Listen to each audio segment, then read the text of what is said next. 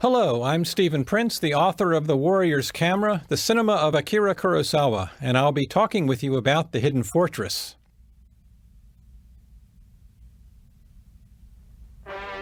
Toho Scope. This is Kurosawa's first widescreen movie, and I'll be saying a lot about how Kurosawa uses what was for him a brand new filmmaking format. The Hidden Fortress was a huge hit in Japan. Only Seven Samurai had been more popular. Kurosawa wanted to make an appealing entertainment. His last three pictures had not been audience favorites. Record of a Living Being dealt with the atomic bomb, a topic that was box office poison. Throne of Blood and The Lower Depths were admired by critics but did little business. So Kurosawa was determined to win back the audience that he hadn't had a solid connection with since Seven Samurai. And he wanted to relax and have some fun. But the movie does have considerable substance. Its themes and moral concerns are very characteristic of Kurosawa. These things are more subtly embedded here than in his other films, and I'll draw them out as we go along.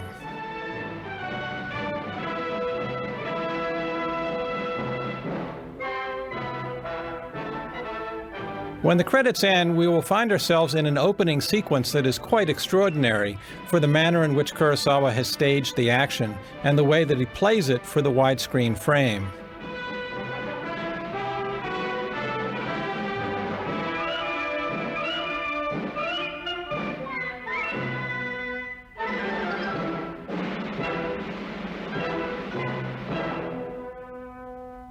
This opening is quite extraordinary.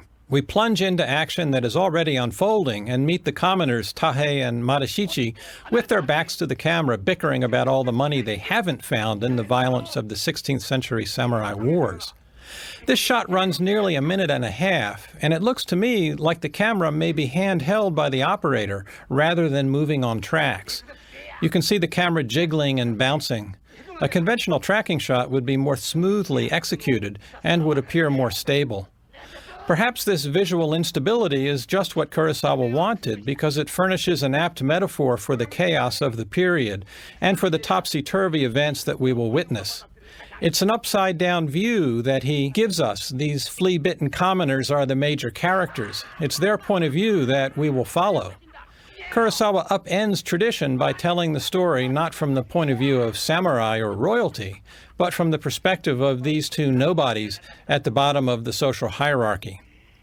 We're getting a little bit of backstory here from these two characters, and that's going to be pretty rare throughout the film. They've left their village and they've gotten caught up in the Yamana Akizuki fighting, and they've been burying dead bodies, so they really stink, and they're quarreling about that. Kurosawa's fashioning comedy out of very bleak material in this film.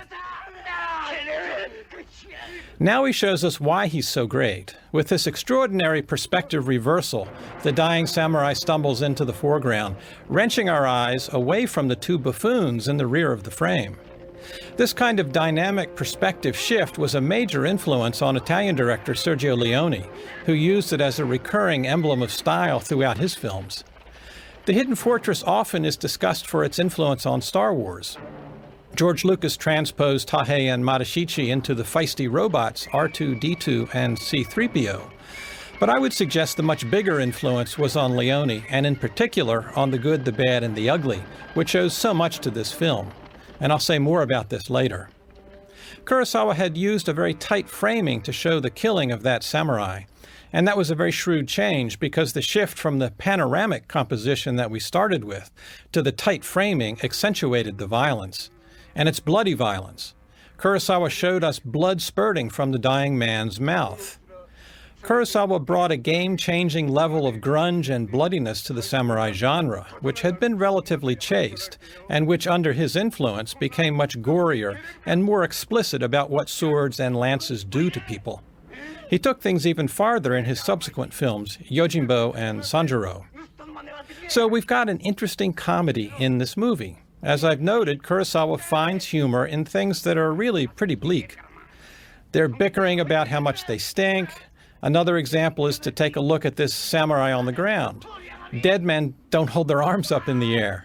That's a big wink at the audience.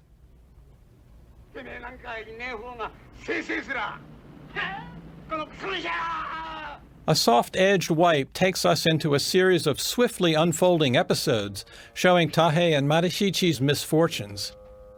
The camera pans to follow Tahei up the hill as these refugee samurai begin to pour over its top. Kurosawa fully exploits all screen coordinates, placing action along the width, height, and into the depth of the frame. Look at the way Tahei is standing there holding his stick. He doesn't know kendo, he's not adept at swordplay, but he can imitate what he's seen and what he thinks a samurai ought to do. It's a funny display because it's so theatrical. His abiding impulse always is to run from conflict, not fight. This brief shot, the converging horsemen followed by a camera panning first one way and now the other, is a flourish that Kurosawa evidently loved because he did it again in Kagemusha and then yet again in Ran. The punch into that shot is fast, and then Kurosawa pulled us back to a distant framing of the action. These are fluid and extreme changes of perspective, and as I noted, they impressed Sergio Leone. Kurosawa was also breaking with the conventional philosophy that prevailed in the US in this period, that one shouldn't use fast edits in a widescreen film. Many American movies in this era were quite slow in their editing because of this idea that quick cuts in widescreen would be confusing for an audience.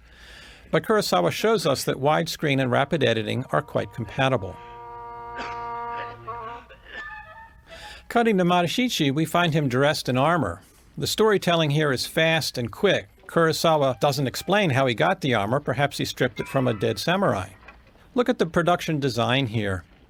A woman in the background is working in the rubble of a burnt-out home or a shop, and all these people hauling carts have taken to the road with their few remaining belongings. They've been made homeless by the samurai wars. The great Yoshiro Muraki, Kurosawa's longtime production designer, evokes the turmoil of the civil wars in abundant detail, and yet Kurosawa keeps all of this in the background so that it becomes almost subliminal. This is exactly how Sergio Leone evokes the American Civil War in The Good, the Bad, and the Ugly. Good storytelling again plants kernels for subsequent story action. The Hidden Fortress is Kurosawa's funniest movie. He doesn't take anything here terribly seriously, and he gets wonderful performances from a perfect cast of actors. Watch Kamitaro Fujiwara here. The slave army rounded up by Yamana soldiers crosses the widescreen frame, and Madashichi keeps out of sight. He goes around, the camera follows him, and now when he's discovered, look at this wonderful reaction. It's an exaggerated quintuple take. That is, Madashichi glances back and forth 5 times before he can get his legs moving. It's the reaction of a cartoon character who can't get his body into action quickly enough to avoid the impending disaster that he knows is coming. Kurosawa keeps Fujiwara's frantic responses centered in the midst of the camera's movements, and he ends the shot with this flourish, using the camera to show us that burnt-out castle just behind the horsemen, a massive set that Kurosawa treated, again, in a subliminal fashion. Intercutting the narrative lines that follow Tahei and Madashichi's misfortunes, Kurosawa reprises some action here from Throne of Blood, using the fog-shrouded landscape as an emblem for confusion and in which characters circle back to their starting point. Kurosawa's good-natured spirits are evident in the film in the detailing of the firearms. This is the only one of his period movies where firearms are not used as an emblem of historical change, as indicators of the dawning of modernity and the end of the samurai era. Sometimes a cigar is just a cigar, as Freud said, and in this film, a rifle is a rifle, and not a weighty metaphor.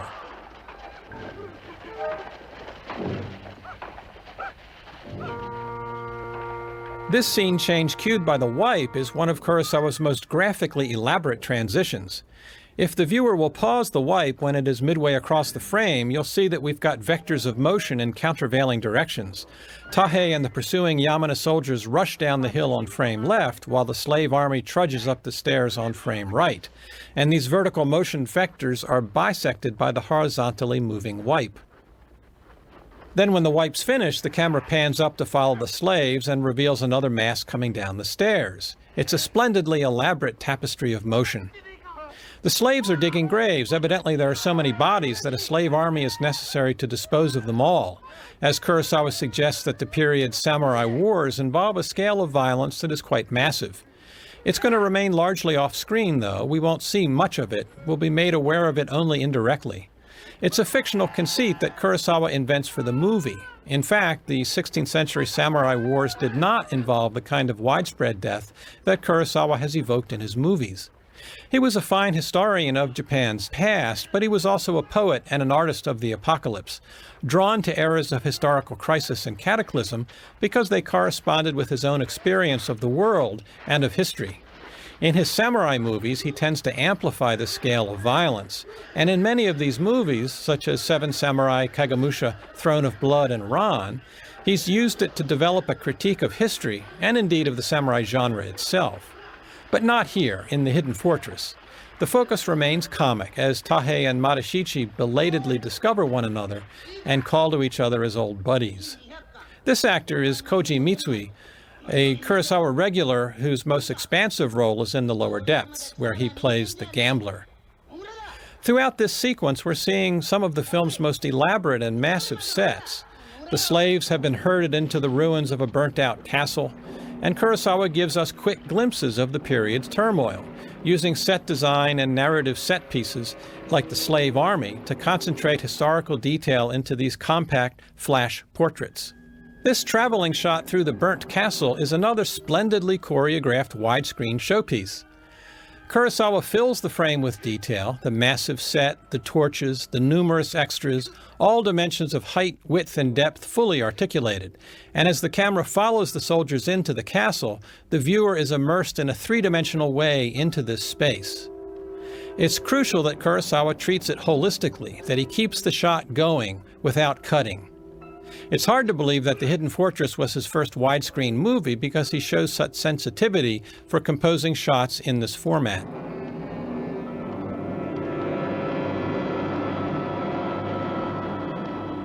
These quick 5 shots of the falling torch is like an Eisenstein montage. It treats space very ambiguously. Did we just see 5 different torches being knocked over, or was it 5 different views of one torch falling over, treated kaleidoscopically? Eisenstein often used editing to create the impression of an event in the viewer's mind instead of showing it clearly and unambiguously on screen. Kurosawa did the same thing here, and that Eisensteinian editing prepares us for what now follows. This scene coming up on the stairs is a riff on Sergei Eisenstein's famous Battleship Potemkin and its Odessa Steppes massacre. Kurosawa knew very well the classic films of the Soviet silent cinema.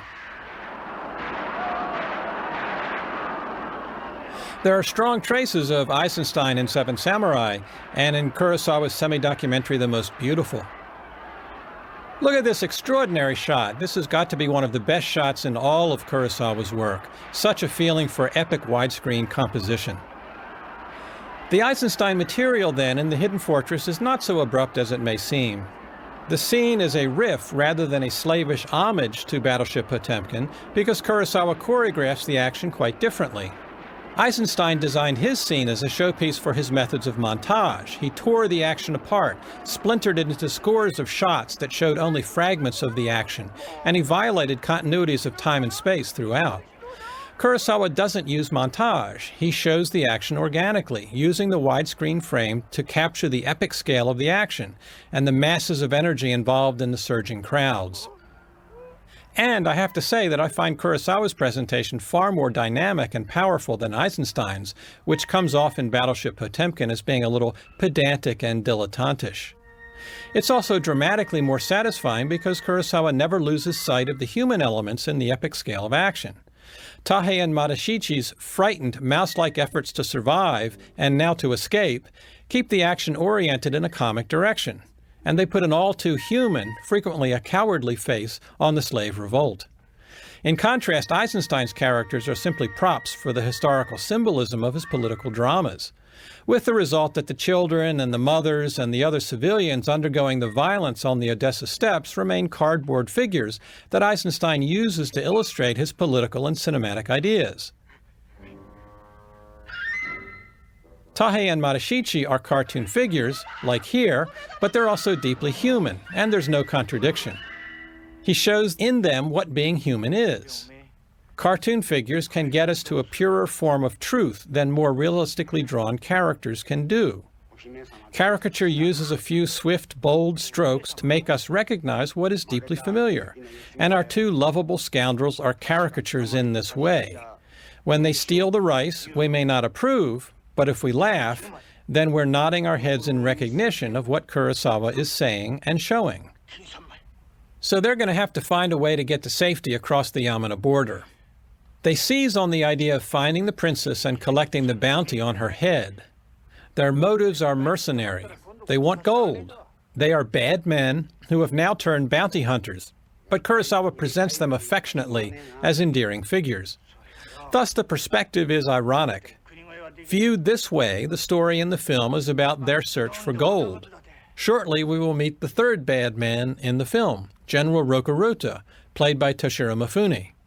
Three bad men, two of whom are searching for gold, all of whom are trying to dodge a war that keeps getting in their way. Does this sound familiar? Should we call them the good, the bad, and the ugly?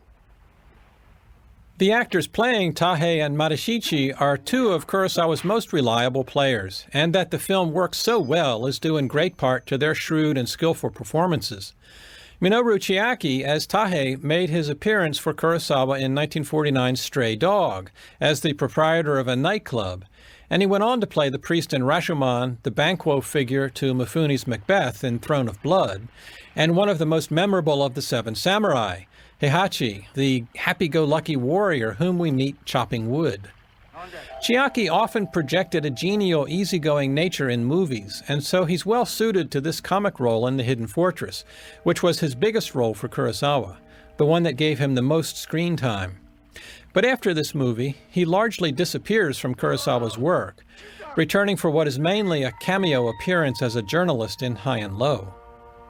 Chiaki's fleshy, slightly corpulent appearance contrasts nicely with the spindly, angular Kamatari Fujiwara as Madashichi. Fujiwara had a very impressive range as an actor, and Kurosawa used him accordingly and frequently. Fujiwara was already established at Toho when Kurosawa started working there, and he appears in Horse, which Kurosawa made in 1941 as an assistant director under his mentor Kajiro Yamamoto. Fujiwara is a bloodless bureaucrat in Ikiru, the farmer Manzo possessive of his daughter in Seven Samurai, the alcoholic actor in The Lower Depths, which is one of his finest performances, a cowardly corporate executive in The Bad Sleep Well, a pair of bad guys in Yojimbo and Sanjuro, a junkyard trash man in High and Low, a dying saintly father in Redbeard, a deluded and suicidal parent in Dodeska Den, and in his last role for Kurosawa, a warlord's physician in Kagemusha. That's an incredible range of performances. He was the utility player in Kurosawa's roster of performers. Kurosawa could call on him to do most anything, and he'd deliver. He and Chiaki make wonderful comic partners. They really make us feel the emotional connection between these characters, and their alternating bouts of enmity and dependency that characterize the relationship. The film simply wouldn't work were it not for these two actors.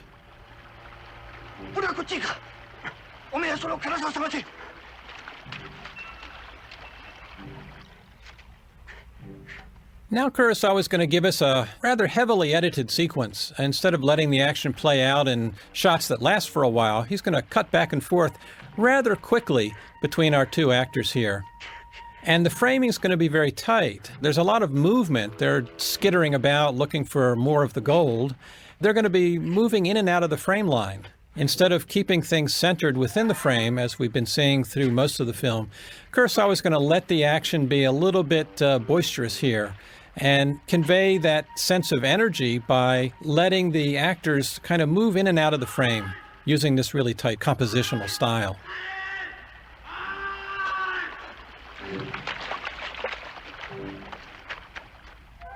Widescreen filming gave him a method for editing within the shot. Here's a good example. Look at what he accomplishes with a single framing. Tahei and Madashichi quarrel over the sticks of gold, and the camera pans and tilts to follow them as they scamper about the rocks. Madashichi runs into the foreground, and up a slight incline, the camera pans and tilts, and there is Toshiro Mifune. We cut into a medium close-up, and then we're back to the previous setup, with the two clowns shuffling off as the camera pans with them. Kurosawa has given us, mostly inside a single framing, a dramatic perspective shift from foreground to background. The shots in the next scene rhyme with this one. A panoramic panning shot following the two down a rocky slope as Mifune appears behind them. And then we're going to have a cut into Mifune. And this is going to be followed by a return to the previous setup right here. And another soft-edged wipe. Kurosawa established a shot series, then repeated it. And now he changes it. This third episode is accomplished in a single shot as the camera follows behind the two. They pause, the camera pauses, they turn and retrace their steps, and the camera reverses direction, moving backwards as they advance. Then they change their mind again and resume their course. Going forward, the camera reverses direction and follows them. This close choreography of the camera's movement with their movements demonstrates how closely the narrative point of view is tied to Tahe and Madashichi, rather than to the lofty Akazuki princess and her general. Making the warrior and the princess the secondary characters in the story shows us Kurosawa's subversive intentions. He often works in popular genres, but never in a straightforward way. He adapts their formulas, changes them, turns them upside down, and subverts them. In this respect, The Hidden Fortress is a kind of big-budget remake of his early film, The Man Who Tread on the Tiger's Tail. Made in 1945, it got into trouble with the Japanese wartime censors because of Kurosawa's treatment of an enduring legend about one of Japan's famous generals, Yoshitsune Moritomo, crossing enemy territory with his retainers and being detained at a border checkpoint staffed by his enemies. This medieval episode forms the basis for No and Kabuki plays, and Kurosawa subverts the lofty drama by including a comical porter traveling with the samurai whose ironic antics punctuate the air of nobility that the drama typically carries. The censors found Kurosawa's approach to be very rude and disrespectful of tradition. But Kurosawa kept it up.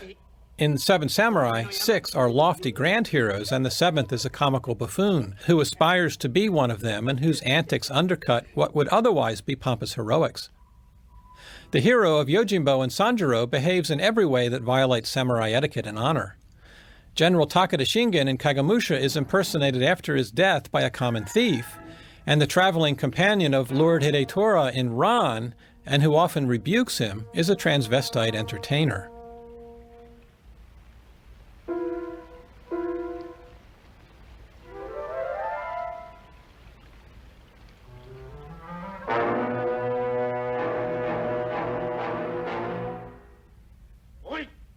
These close-ups of a scowling Mifune show Kurosawa's stylized handling of the actors. Mifune, and a bit later, Princess Akizuki, as played by Misa Uehara, have faces like no masks. Kurosawa intended for their expressions and makeup to have the rigidity and purity of stage masks, in contrast to Fujiwara and Chiaki, whom Kurosawa allowed to mug and ham to their heart's content. You can see even that Mifune's wearing false eyebrows there to accentuate the fierceness of Rokuruta's face. The contrast, then, between these pairs of characters and the way the actors play them is one of stillness and movement, restraint and exuberance. Princess Yuki and General Rokuruta are constrained by the feudal codes to which they have sworn allegiance. They cannot do as they please, and the film's symbolic drama is about Yuki's transformation as she comes to realize the inhumanity of these codes and the life that they deny. On the other hand, Tahe and Madashichi are completely unconstrained by codes of honor and duty. Greed is their only motive, and they feel they owe nothing to nobody. The constraints they face are material ones: no food, no home, no money, and the constant danger of violence in the wars about them. A lot of the fun in the film, and certainly Kurosawa's having a good time with it, lies in seeing how these contrasting characters come together, and how they are changed by this encounter. Now Kurosawa gives us the master strategy that Rokuruta will use to transport Princess Yuki and the gold safely to Hayakawa territory. And brother, do we get it? It takes Kurosawa more than a minute and a half to establish this, as Tahe explains his idea with the improvised map drawn in the sand. It's not exactly brain science, and probably even the most distracted viewer in the audience could pick it up quicker than it takes here. Surely someone in the theater is calling out about now, yes, we get it, let's move on. But in Kurosawa's defense, he's always been very interested in process, in showing how you get from A to B. High and Low, for example, is one of the greatest police procedurals ever made, showing in meticulous detail how the cops track down a dangerous criminal. Kurosawa likes clarity. And the map does confirm a story point, namely that the burnt castles that we saw earlier were Akizuki strongholds that the Yamana leveled. So, here we are. Kurosawa continues to make this point, and Rokuruta studies the strategy very carefully.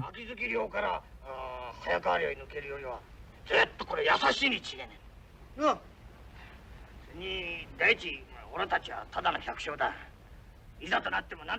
can see those false eyebrows very clearly here. They have a slight upward tilt, like a no mask. Mifune has a great laugh, and we're going to hear more of it later in the film.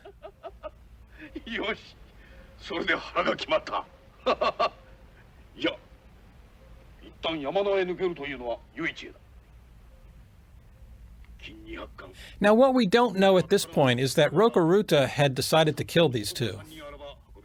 And they've just effectively saved their lives by hatching this plan to get through the enemy territory. They don't realize that. And the first-time viewer at this point also doesn't realize how cruel Rokuruta is. It's a story point that Kurosawa rather cleverly embeds inside the film.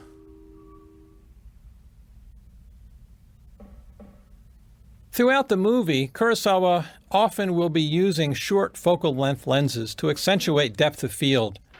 And we're going to see that very nicely in this shot, especially as Mifune and then Fujiwara and Chiaki pass in front of the camera, like here.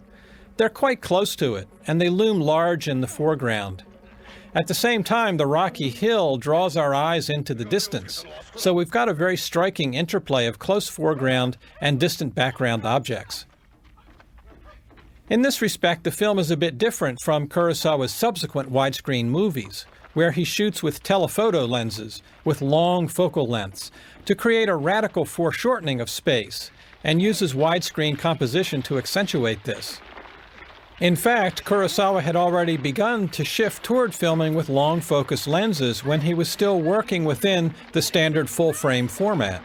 Record of a Living Being, for example, in 1955, is full of startlingly foreshortened compositions in which actors often seem stacked up on top of one another because of the flattened perspectives. The widescreen compositions in Yojimbo, High and Low, and Redbeard are also extremely foreshortened. The Hidden Fortress is different. It doesn't look like them. Its wider angle shots point more closely to the kind of work that Kurosawa was doing in the late 1940s in pictures like Stray Dog and Akira. We've been hearing musical cues like that played with instruments, drums and flute that are used in the No theater. Composer Masaru Sato from this point onward is going to be incorporating a lot of No instrumentation into the score, and its sequencing in the narrative establishes these motifs as ones that are associated with the princess and the general. It underlines the theatricality of their characters, their grandness and artificiality, and it extends the No design already introduced into the film with Rokuruta's mask-like face. Kurosawa was a devotee of No. He loved it deeply and regularly used its motifs in his samurai movies. And apart from this personal affection, he had a historical justification for doing this. No theater was heavily patronized by the samurai and the nobility during Japan's warrior eras, from the 14th century onward. So in a sense, he's giving these characters the music that describes their era. This high-angle shot gives us an impressive depth of field. So here is the hidden fortress of the film's title, an Akizuki hideout secure from the marauding Yamana soldiers. The idea for a hidden fortress evidently came from co-screenwriter Ryuzo Kikushima, who told Kurosawa that when he was young there was a hidden fortress near where he lived that belonged to the famous warlord Takeda Shingen. Kurosawa gave us a portrait of Shingen in his 1980 film Kagemusha, so here we've got a Shingen-inspired fortress. One reason that Kurosawa's movies are so good is that he was very smart in his approach to screenwriting. He co-authored his scripts with up to 3 other writers, so everybody was motivated to produce good ideas in competition with the others, and the weak ideas could be vetoed by the group. The Hidden Fortress was written by Kurosawa's best group of screenwriters: Kikushima, Hideo Oguni, Shinobu Hashimoto, and Kurosawa.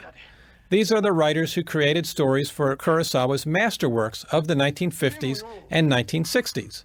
And they had great fun in crafting this story, dreaming up outlandish situations for the characters and improbable escapes. And also thinking up funny punchlines, such as this one, to the long climbing sequence that we've just witnessed. Mifune magically appears below to befuddle the inept Tahe and Matashichi, whose Herculean efforts to climb were all for nothing, because clearly there is a shortcut into the fortress.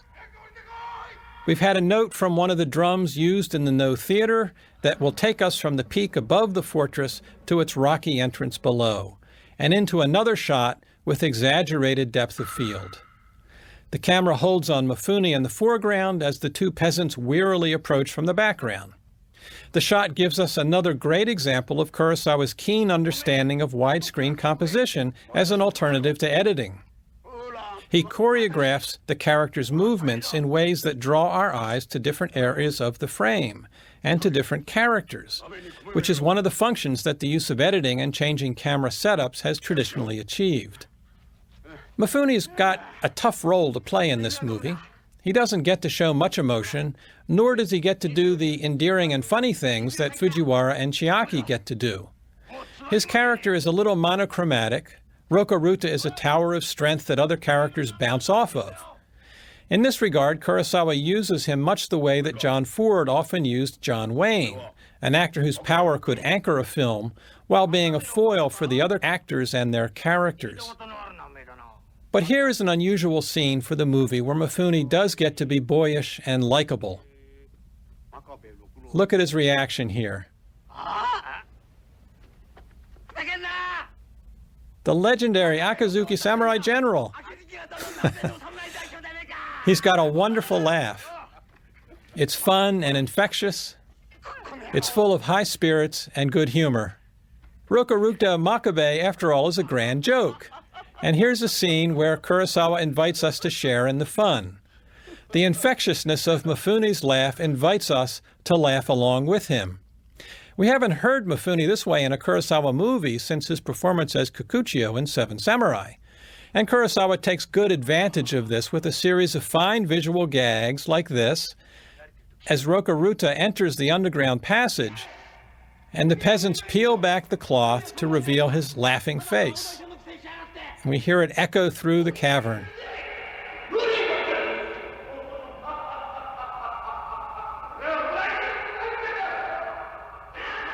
This secret passageway is the hidden entrance to the fortress that Rokuruta had used when the other 2 were scaling the cliff.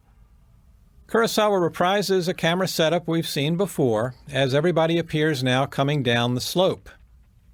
Kurosawa's use of landscape and location is quite extraordinary and diverse in this movie, and this rocky, barren hillside is very reminiscent of the Western locations that the American director John Ford often used in his films.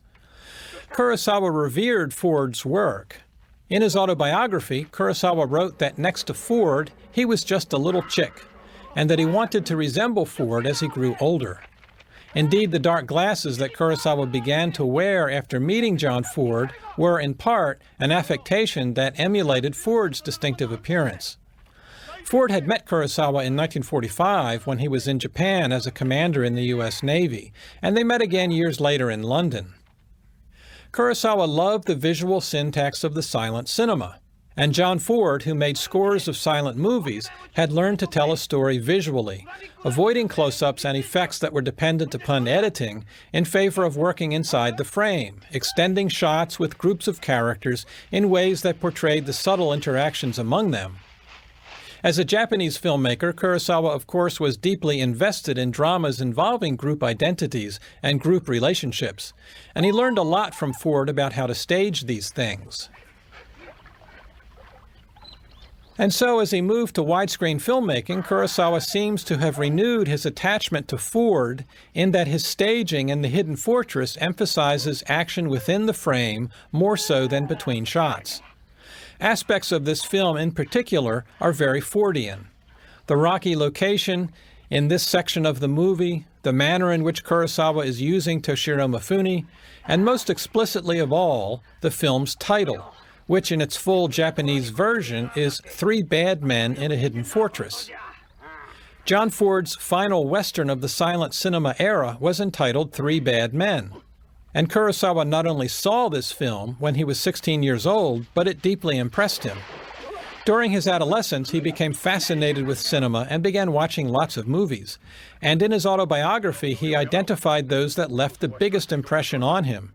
Two of these were Ford Westerns, The Iron Horse and Three Bad Men. Ford's title was ironic. The three bad men were outlaws, but they turn out to be not so bad as they help a young orphaned woman cope with the dangers of the wilderness, and the outlaws sacrifice their lives so that she can survive. Kurosawa's title, too, is ironic. His three bad men prove themselves, like Ford's outlaws, capable of reformation. So while this movie finds Kurosawa adopting and exploring the new format of widescreen, he's doing so by looking back at the silent era, as he had done in Rashomon, for inspiration and giving a nod in the title to a filmmaker that he especially treasured.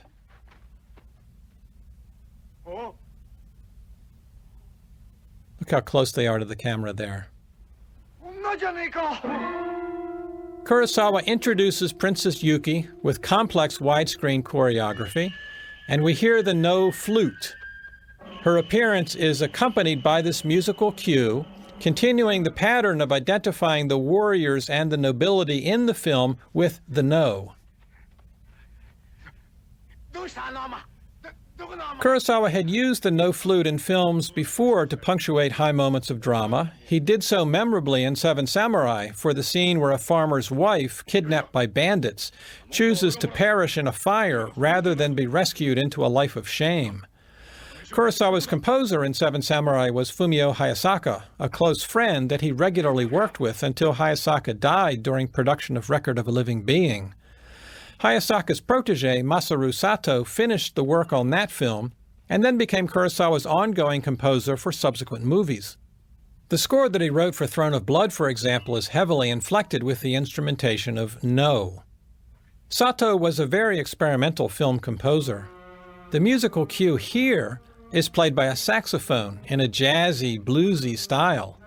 The saxophone was invented in 1846, so it is not an instrument from the period in which the story is set.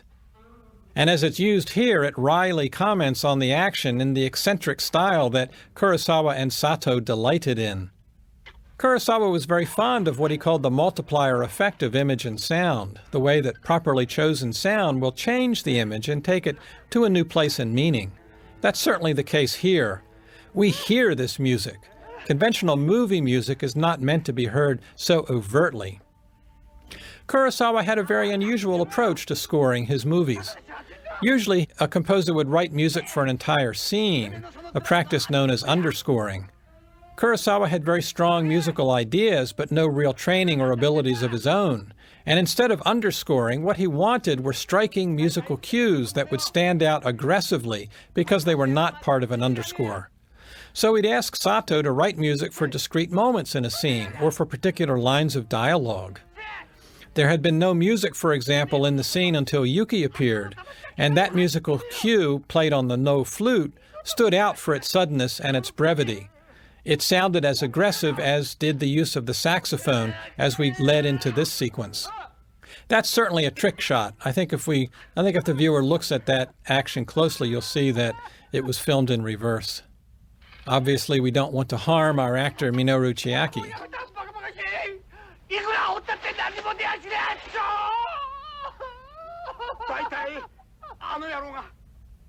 So Fujiwara gets up, and now we get a virtuoso display of what widescreen is all about. The shot we're in now runs about 1.5 minutes, and it's one of the most brilliantly designed in the film. We start with what appears to be an ordinary two-shot, but as soon as Mateshichi climbs out of the pit to look around, Kurosawa gives us an exhilarating expansion of visual space. The camera's in the pit looking up, and as the two move along the outer edge, the camera moves to keep them in frame, and Kurosawa plays with the extreme edges of the wide frame in a way that he wouldn't do again until Yojimbo. The shot is so impressively detailed, with the building in its center and the mountains and trees beyond. Cinema is an art of space, and Kurosawa shows us how to arrange space and articulate it for maximum effect. He is using the widescreen frame brilliantly, but he was always a quick study at the tools of cinema. He hadn't made a widescreen movie before this, but one would never guess that from watching The Hidden Fortress.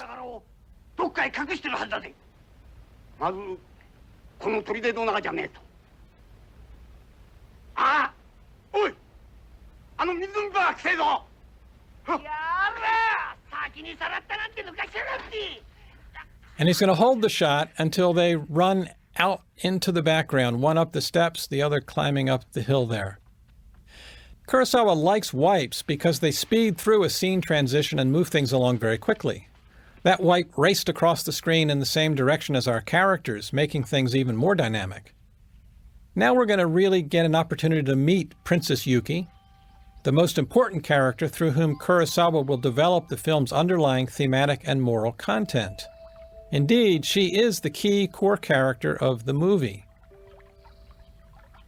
And certainly, in period films, a princess never showed this much skin. That's another obvious wink at the audience. Kurosawa's irony is intensifying. Tahe and Mateshichi sink to new levels of corruption here, having decided the young woman they've glimpsed is bounty just like the gold, and that they deserve to take her.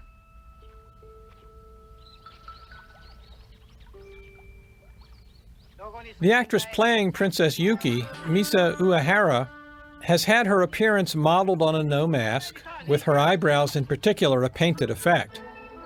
She was not a professional actress. Kurosawa wanted a new and unknown performer to play the princess, and Toho launched a big talent hunt. Somewhat accidentally, she drew the attention of a studio talent scout, and Kurosawa was impressed with her piercing eyes and attractive face. She was cast, and he gives her a great entrance in this scene as she wordlessly bests the two bumbling fools chasing after her. She did not go on to have a lengthy film career and never worked again in another Kurosawa film. But she is very good here, helping to make The Hidden Fortress a brilliantly cast movie. Is there some ambiguity about what Tahe and Mateshichi's intentions are in chasing after her? Is the subtext as dark as it may seem? If they manage to catch her, do they intend to force themselves upon her, to rape her? On the one hand, this is a light and frothy movie, but at the same time, Kurosawa is showing us a very violent and dangerous world, and the film's title reminds us that these are indeed bad men. Is this, then, the moment of their greatest wickedness? I think the answer is indeed yes. Kurosawa's ironies create a double level of perspective.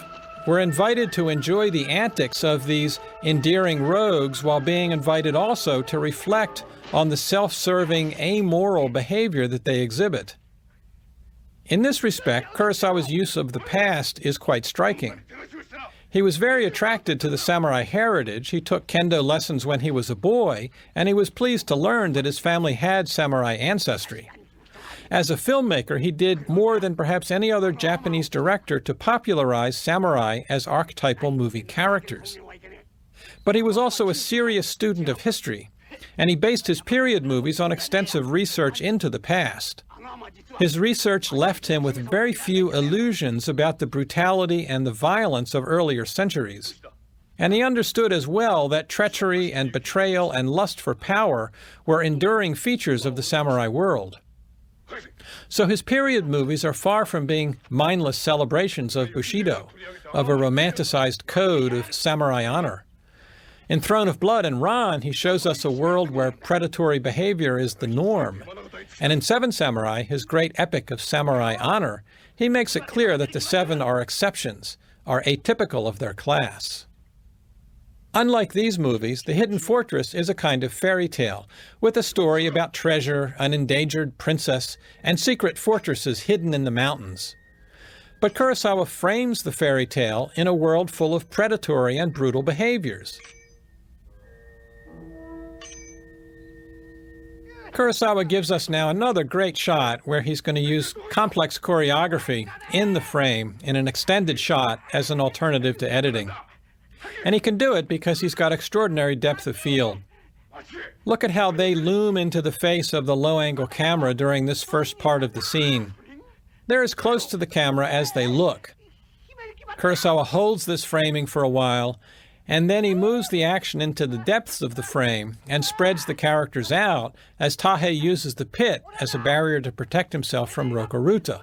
They stalk each other around its edges as Kurosawa keeps them at opposite ends of the frame. We'll be getting another John Ford reference here. Look at the hilltop in the background to the right of the building. It forms a horizon line, and in just a moment, along it, Madashichi is going to appear while Tahei and Rokuruta argue in the foreground. Because they're distracted, only the audience at first will know that he's there.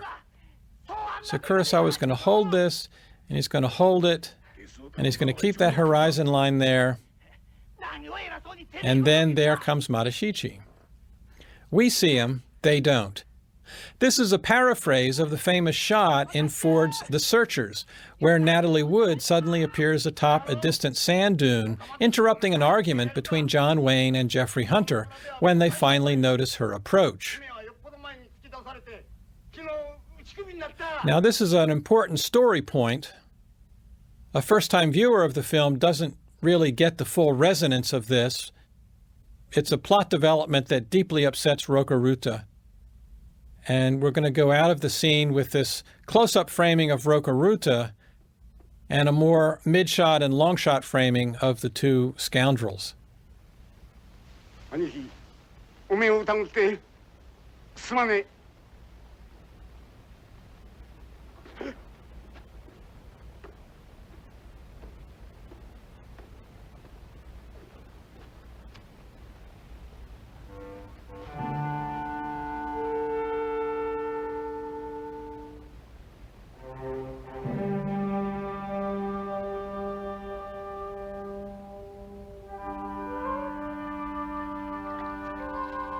This is a sequence that plays in a single shot, and it's a textbook example of how to make films.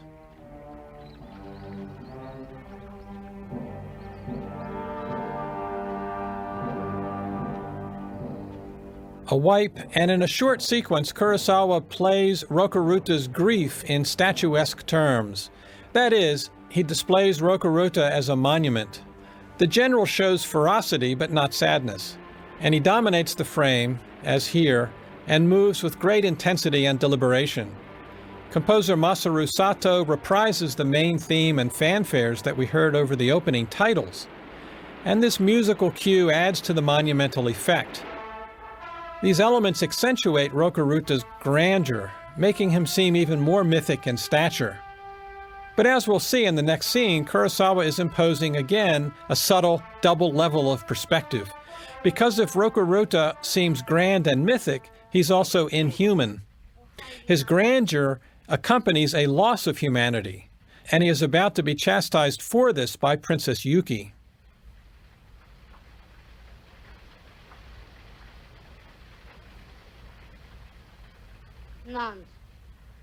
In the scene that we find ourselves in now, Kurosawa's framing and his editing work to visualize the hierarchy of class power. Rokuruta is separated from the princess and her lady-in-waiting, who's played by Eiko Miyoshi, a regular member of Kurosawa's stock company, whom he often used to play elderly figures. The framing groups Yuki and her lady-in-waiting together in a triangular composition, with Rokuruta in the lower foreground with his back to the camera. He's also separated from the group in reverse angle shots and isolated in the frame by himself. So these compositions and this editing works to focus and sharpen the critique of Rokuruta that Yuki delivers. She's angry that he sacrificed his sister on her behalf and has done so without any apparent feeling, so beholden to duty and tradition that he hasn't hesitated to use her as a sacrificial pawn. Yuki makes an appeal based on simple humanity. It undercuts the feudalistic outlook that some lives are worth more than others. She points out that Rokuruta's sister was the same age as she, and there was no real difference between them.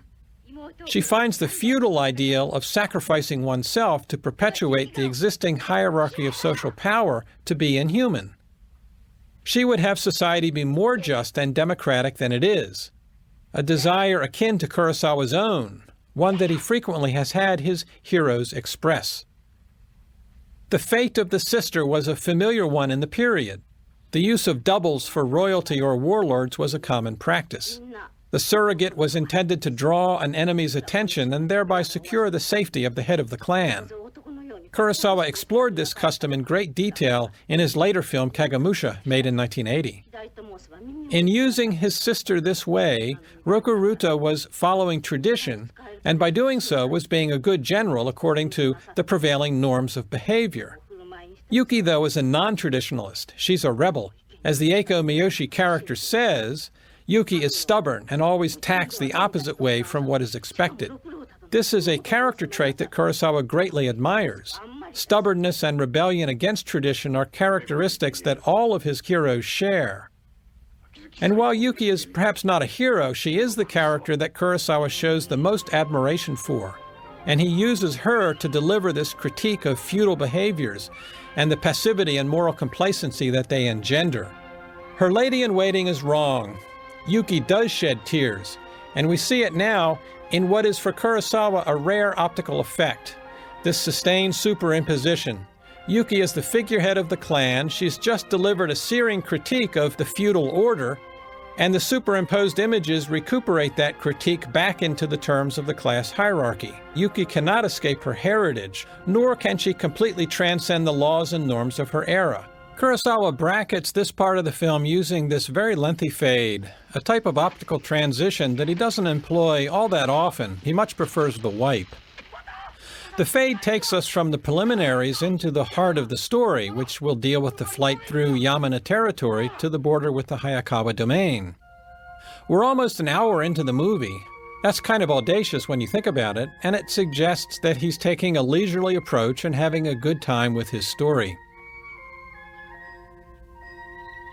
And he takes time out for interludes like this one, where Princess Yuki spies these horses in the woods and hops onto one of them and has a good time galloping through the woods.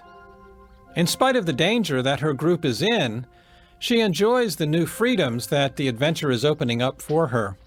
It's going to transform her outlook on life. This dangerous flight through the Yamana territory is going to open her eyes to the world around her.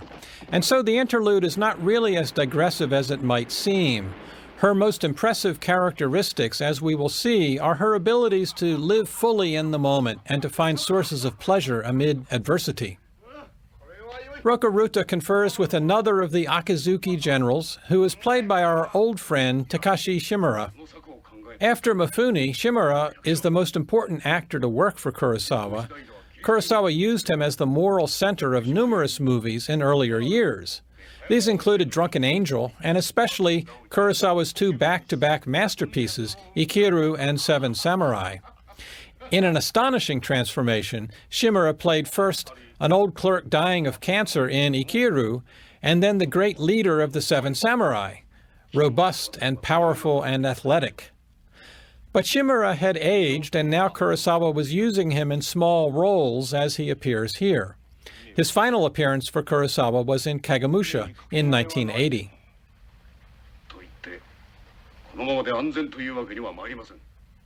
Kurosawa likes long static shots, as he gives us here with Mifune and Shimura, placed at opposite edges of the widescreen frame. The shift to widescreen filming intensified Kurosawa's interest in long takes, in shots of long duration, and his affection for still and static compositions, as we have here in a shot that does not feature the kind of complex choreography that we've seen in earlier moments. This aspect of Kurosawa's work would become even more pronounced in subsequent movies, and it's clear that the panoramic widescreen format he now embraced gave him a means for relaxing into a shot. He could use the format as an alternative to editing by choreographing the dynamics of an entire scene in a single shot. And he could hold a static shot without movement and activity for a lengthy period of time, confident that the expansive dimensions of the screen provided enough visual interest to keep a viewer's attention. Kurosawa was thinking very carefully about what widescreen gave him and how to use it to deepen the filmmaking preferences that he held.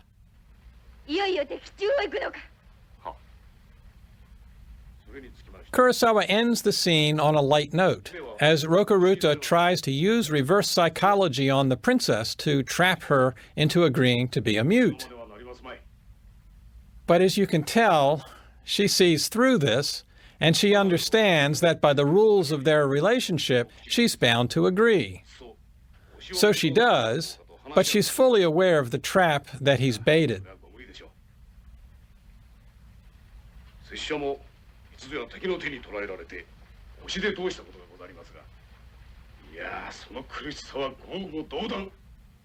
This is one of those few moments in the movie where Mifune gets to be a little bit tongue-in-cheek. Kurosawa likes these kinds of triangular compositions. And throughout, Princess Yuki uses this stick almost like it's a sword, an attribute that accentuates her warrior character.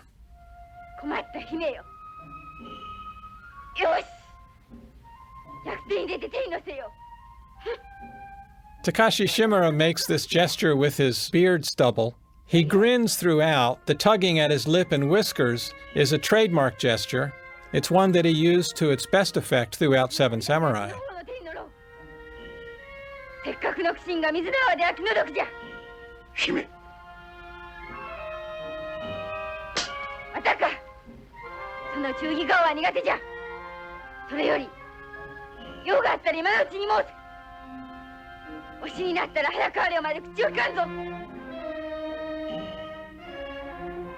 There's the Seven Samurai gesture again.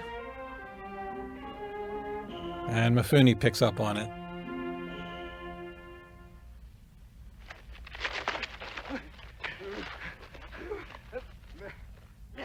I've been using the term widescreen in a general and generic way, and it will be helpful now to get a little more specific because the widescreen format that Kurosawa has been using is not found very often in films anymore. Since the 1950s, movies have been in widescreen. The standard full-frame format that Kurosawa worked in through the 1940s and most of the 1950s had become archaic as cinema moved to wider formats in order to compete with television. Tohoscope was an anamorphic format modeled on CinemaScope, which was the format that the Hollywood studio 20th Century Fox brought to market in 1953, with the production of a biblical epic called The Robe. The format produced an image with an aspect ratio twice as wide as it was high. The term anamorphic means that you are distorting the normal shape of something. Like CinemaScope, Tohoscope used a process of distortion to create the wide image.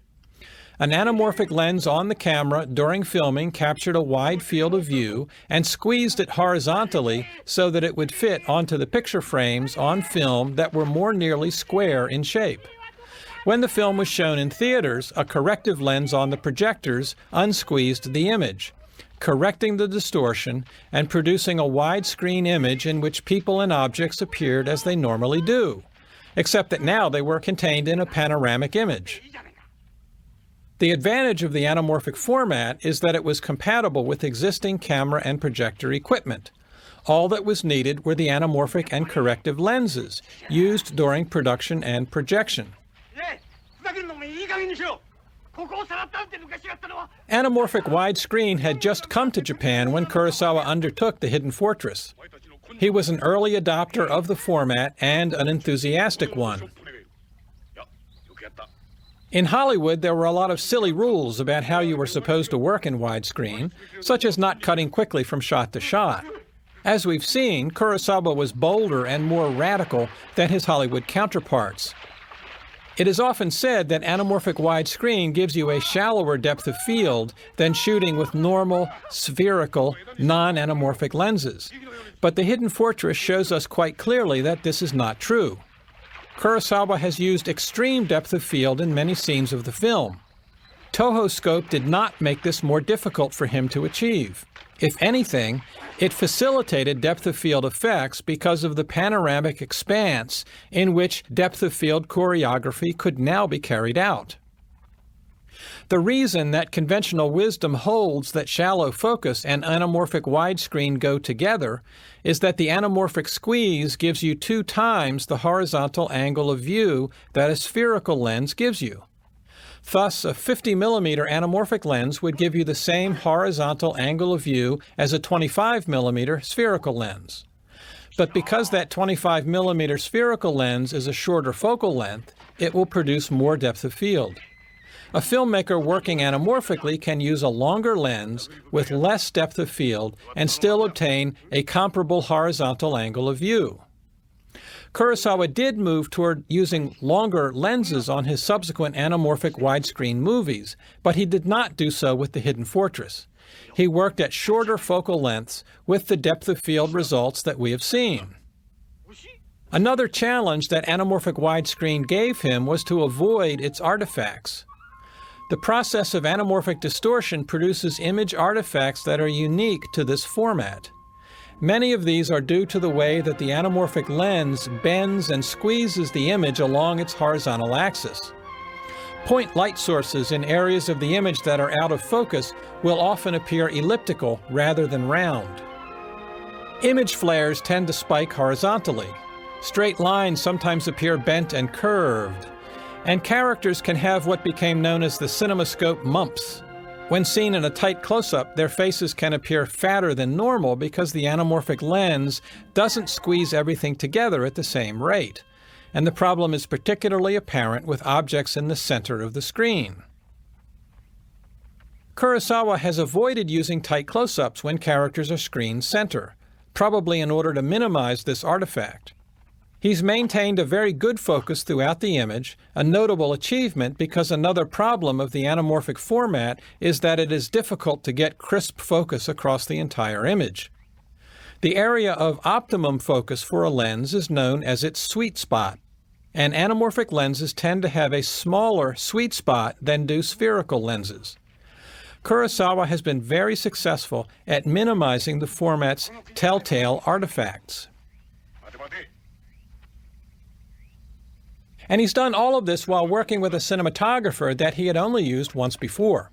The Hidden Fortress was shot by Kazuo Yamasaki, who had also filmed The Lower Depths for Kurosawa the year before. But that film, of course, was in the standard full-frame format. Kurosawa was at an interval in his career when he was not working with a regular cinematographer. Before this, he had often worked very productively with Asakazu Nakai, who had filmed No Regrets for Our Youth, One Wonderful Sunday, Stray Dog, Ikiru, Seven Samurai, Record of a Living Being, and Throne of Blood. After the 2 pictures with Yamasaki, Kurosawa's next film, The Bad Sleep Well, was shot by Yuzuru Aizawa, whom he never worked with again as director. On Yojimbo, he got to work with the great Kazuo Miyagawa, who had shot Rashomon for him in 1950. But the sequel, Sanjuro, was shot with another cinematographer that Kurosawa just had a one-off relationship with. And then with High and Low, Kurosawa resumed the partnership with Asakazu Nakai. The reason this little history of cinematographers is important is that it shows Kurosawa's boldness and mastery of the medium. He tackled the new format of anamorphic widescreen during a period in his career when he did not have a regular cinematographer to collaborate with and to rely on. He had to know what he was doing, therefore, and venturing to explore a new visual format under these conditions was a gutsy thing to do. But Kurosawa always had a very strong visual sensibility, and he was not generally reliant on the guidance of a cinematographer to figure out what he wanted. Viewing The Hidden Fortress and Kurosawa's other widescreen movies is to take a trip back into film history, because for the most part, widescreen movies today are not made in the anamorphic format. They are scope extractions. Whether shot on film or digitally, the 2.35:1 widescreen image is extracted or lifted out of a full-frame image captured with spherical lenses. Widescreen movies today, therefore, lack the imaging characteristics of the anamorphic format. They look different than anamorphically produced widescreen movies. Not only that, but in today's world, cinema is no longer a standalone medium as it was in Kurosawa's day. It's been engulfed by television, the internet, and by portable viewing devices, so that movie makers now, by and large, do not compose as carefully for widescreen as Kurosawa did. He was shooting for a unique format and for controlled viewing conditions. His audience saw The Hidden Fortress on big theater screens. Now in this scene, we're going to get some scope artifacts. You can see a little field curvature here when the camera pans to follow Rokuruta through the bamboo. And if you pause the image, the bamboo stalk in the foreground center will appear slightly curved, as do the two stalks at the edge of the frame on the far right. This close view of the bridge from Rokuruta's point of view is curious. It's very soft and blurry looking, and that suggests that these images were enlarged on an optical printer to produce the close-in perspective. An optical printer is an interlocked camera and projector used by filmmakers in this period to create various kinds of visual effects. Optical printing introduces a generational loss of image quality because you're rephotographing existing footage from the projector to the camera. That close-up of the bridge looked pretty grainy, which would be another result of optical printing. Perhaps Kurosawa felt the shot as recorded in the camera didn't look close enough to the bridge, so he had it enlarged. Optical printers were workhorses of studio filmmaking during the pre-digital era, and they were commonly used to create title credits and editing transitions.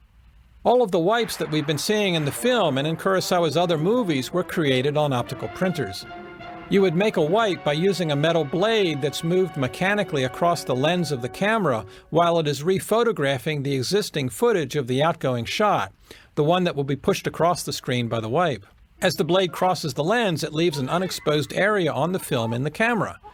When the blade has fully crossed the lens and closed off all of the light, the film in the camera is rewound to the starting point and the second shot of the transition is rephotographed, with the blade traveling in the opposite direction, thereby printing the second shot onto the previously unexposed portion of the film.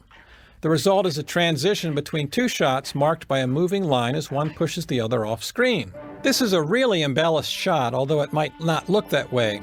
Mifune runs into frame, the camera pans and tracks left to follow him.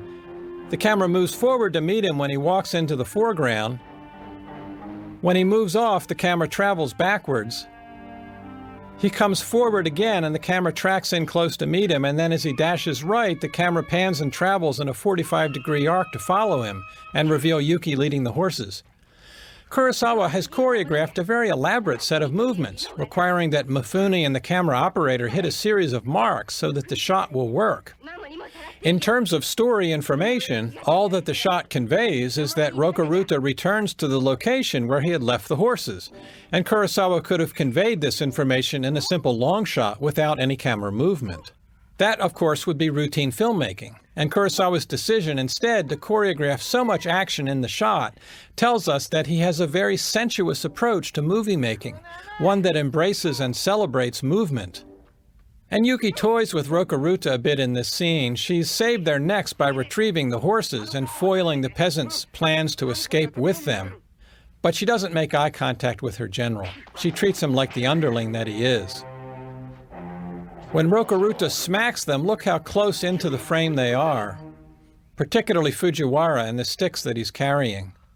Kurosawa uses depth of field quite aggressively, as if he were intent on maximizing an immersive 3D experience for the viewer. Using Tahe and Matashichi to help transport the gold must have seemed like a good idea at the time, but Rokuruta, I'm sure, is finding that working with them is like trying to herd cats. They keep running off in all directions, panicked at being out in the open with the gold, while simultaneously wanting to hoard it all for themselves. Kurosawa is spending a fair amount of time on this back and forth between Rokuruta and the pair of vagabonds. The border checkpoint frightens Tahe and Matashichi because it's so heavily staffed with soldiers. They don't know where to go. They do know they want all the gold, and they feel no loyalty toward Rokuruta and his strange young mute. So the general's got his hands full, and it's going to take a precipitating event to get the party into full swing. That event is going to be the closing of their back door, the burning of the hidden fortress, and the slaughter of General Shimura, the Akizuki retainers, and Yuki's lady-in-waiting.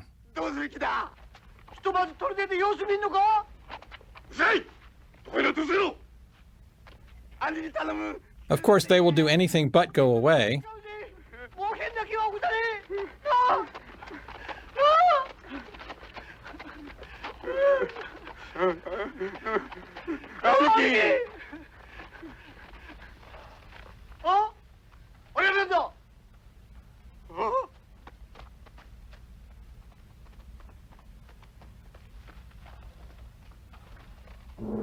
So now we get the closing of the back door, the burning of the fortress,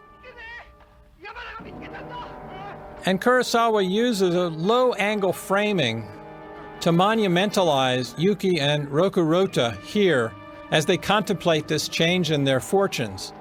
It's a style of framing that Kurosawa will reprise at the end of the film in a more triumphant context. Here is a trademark Kurosawa composition, a group of characters seated in contemplation facing in different directions. My friend Donald Ritchie said it best about this kind of composition. He wrote that the world in which Kurosawa places his characters is so dangerous that all directions must be guarded at once. When Rokuruta stubbornly and bravely decides to forge straight ahead at the enemy, here Kurosawa breaks the composition for a cut into Yuki, showing her resolve.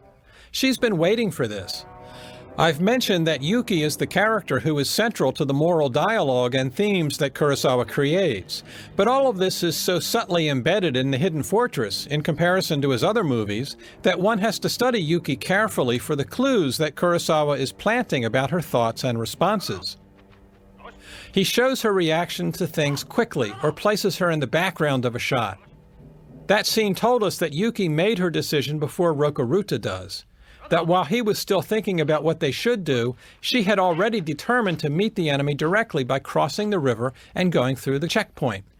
She had to keep up the pretense of being a mute, which meant waiting in silence for her general to catch up to the decision that she had already made. Yuki is courageous and shows great initiative.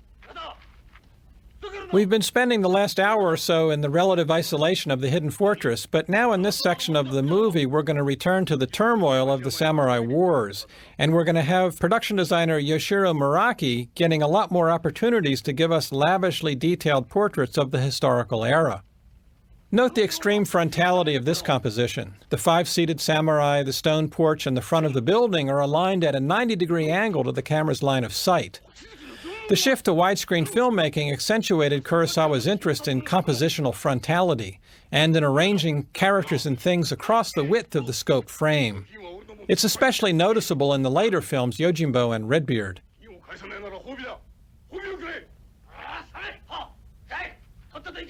When Rokuruta bluffs the Yamana guards by holding out for a reward, Kurosawa intercuts a few shots of Princess Yuki looking at him with a smile. Like there. This is the first time that we've seen her glance approvingly at Rokuruta. Clearly she admires the resourcefulness and cleverness that he's showing. Unlike the panicky responses of Tahe and Matashichi, her smile indicates her own bravery, her ability to keep her nerve in a tense situation like this one. She's a very impressive character. She's no shrinking violet, no pampered palace lady. She was raised like a boy, taught to ride horses and be self-reliant. All these are qualities that make her admirable for Kurosawa. She doesn't get to act like a protagonist, in the film like a hero, but it's clear she's very close to those roles in spirit and temperament.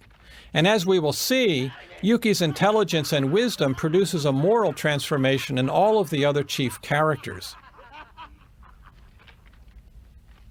Here we return to this kind of compositional frontality that he favors. And we've got an emissary of the sort that we've seen in movies like Throne of Blood, bringing important plot details that Kurosawa is going to treat in a kind of off-screen fashion.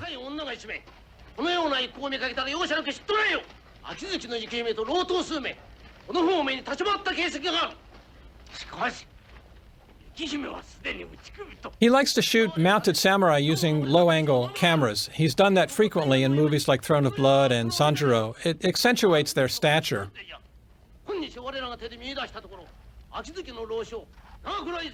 A lot of the shots in this section of the film, where he's apparently shooting at dusk, have a somewhat shorter depth of field. So he's not able to hold focus across an expansive depth within the frame, as he's able to do in the daylight shots.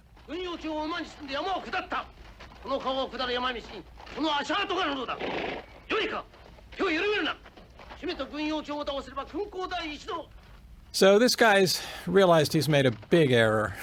He wants to keep his head. Kurosawa gives us a lot of densely packed frames in the next few scenes. This traveling shot, for one, is crowded with detail.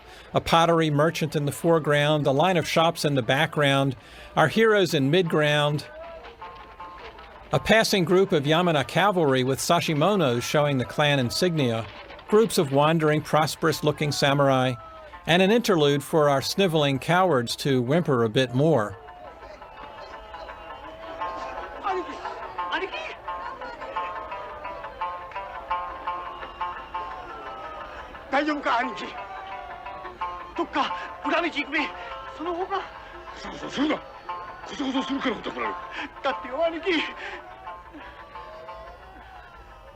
When the camera resumes panning with our heroes, we're going to pass a group of foot soldiers, known as ashigaru, carrying spears. These foot soldiers were in great demand during the samurai wars of this period. There they are. While this group is armed with spears, ashigaru might also carry muskets. They're wearing body armor and they have conical hats made of leather or iron. During the 16th century period of warfare Kurosawa is dramatizing, the numbers of foot soldiers greatly expanded, and that created a constant demand for armor. Kurosawa is going to have some fun throughout the next scene framing characters inside of enclosures, and we can see some of that here. Rokuruta has to tether the horse, and I want to point out that this scene outside is shot the way Kurosawa has been working for most of the film, with a short focus lens that produces lots of depth of field. The fence post that we just saw was very close to the camera, for example, and he's able to hold focus on more distant objects at the same time. I mention this because when we go back to the inn and follow Yuki inside, Kurosawa will be shooting a lot of that material with longer focus lenses, and these will create a more compressed space, a more flattened perspective. She walks in, the children dance around her. You can see how densely packed the frame is.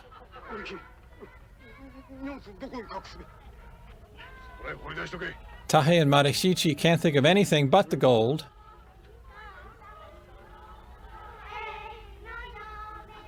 She takes the measure of the room the way a warrior would. And watch now when she parts the curtains. That's a reverse field cut that shifts the camera's line of sight by precisely 180 degrees. It's a very unusual kind of shot transition that you don't see much outside of Kurosawa's work, but he does it a lot. He likes that kind of perspective shift. We hear a musical cue played by the no flute, and an axial cut here that aligns the shot on the same line of sight as the previous one. Now we're introduced to another character who's going to be a rather important one in the story. And we've got very intricate framing that positions all of the characters quite strategically so that we can see them through the beams and the curtains. Kurosawa's used this kind of framing before in Akira and the lower depths, but never before in widescreen. And he'll do it at its most elaborated form in Yojimbo. Now we've gone to the longer telephoto focal lengths. As this sleazy character quarrels with the group of ruffians over the servant girl, we can see the effect of these longer focal lengths. There's a sense of standing slightly outside of the action. That's because the camera's farther away from what it is filming, from the actors and the set. And the longer lens is bringing things forward, compressing perspective, and making the camera seem closer than it really is. There's the no-con flute once again, supplying a musical cue to accentuate Princess Yuki's presence and distinguish her from the social surroundings in which she now finds herself in this flophouse.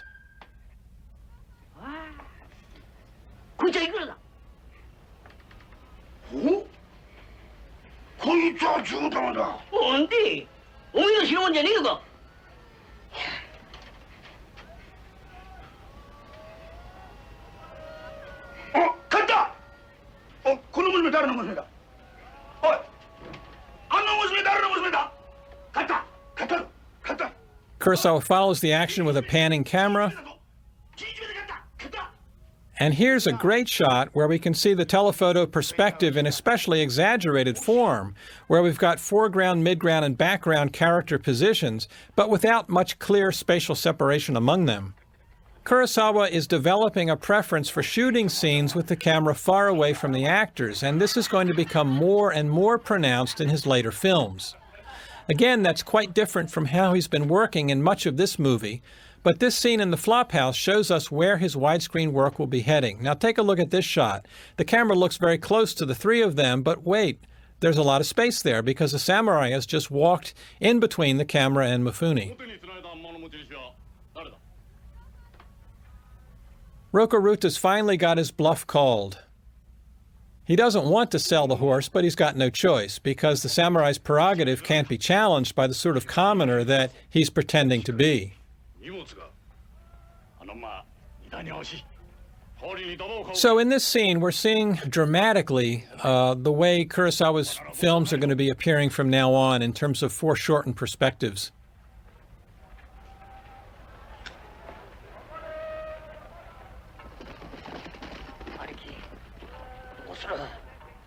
And he's going back and forth in this movie between short and long focal length lenses. So now when we're back outside, he returns again to short focus lenses, giving us an expansive depth of field in which he's able to hold foreground and background objects in crisp focus.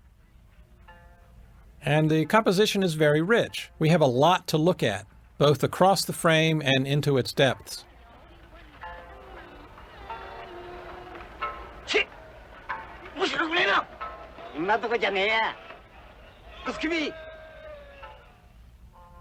A wipe, and in the next several minutes or so, we're going to be getting quite a few wipes, used a lot in a short amount of time, as Kurosawa seems especially aggressive in his handling of scene changes. Princess Yuki intervenes to help the servant girl who's being used as a sex slave, bound to a life of enforced prostitution. Yuki is moved by the girl's plight and by the fact that she's from Akizuki. But Rokuruta's caution that Yuki may harm herself by helping the girl reminds us of how dangerous is the world that Kurosawa shows us. There's another wipe. This is a recurring motif in his work, the idea that in a wicked world, compassion can be a costly emotion. In The Bad Sleep Well, the hero seeks revenge for his father's death, and he tries to harden himself by stoking his hatred for his enemies. But he becomes vulnerable when he grows to love the daughter of the man he's sworn to destroy. And because of that love, he is destroyed. The hero's greatest vulnerability in Yojimbo arises when he helps a young couple menaced by gangsters. As a result of his charity, he's nearly killed. These parallels among the films show us once again how closely Kurosawa is modeling Princess Yuki on the template of characteristics that he normally allocates only to the heroes of his story. A band of horsemen on the road, a bad sign. And look at the wonderful cartoon face that Fujiwara makes as he and Chiaki try to head off with the cart. The camera pans around with the riders to give us a very dynamic composition, and then a sublimely funny query from their leader suggests that these Yamana soldiers are not the sharpest swords in the garrison. Seen 4 people, 3 horses, and a girl? Well, how about 5 people, 2 women, and a big load of firewood? That firewood is not a detail that spies and lookouts would leave out, so why do these dullards fail to notice it? Getting no answer, the horsemen ride off, prompting Tahei and Marishichi to bless their good luck.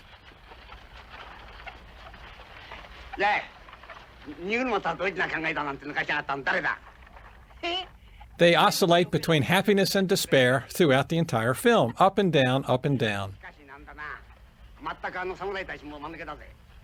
Their mood swings are short-lived, though, because their fortunes are continuously changing. As here, the samurai return, galloping back down the road, and this gives Rokuruta a chance to swing into action and Kurosawa to choreograph some splendid fighting that he'll shoot using his long focal length lenses. He's working with a fight choreographer on the sword play, and Mifune is going to handle the moves with great skill. The Yamana soldiers are wearing body armor, one piece for the torso, another for the pelvis, so there's a small sliver of space between the plating.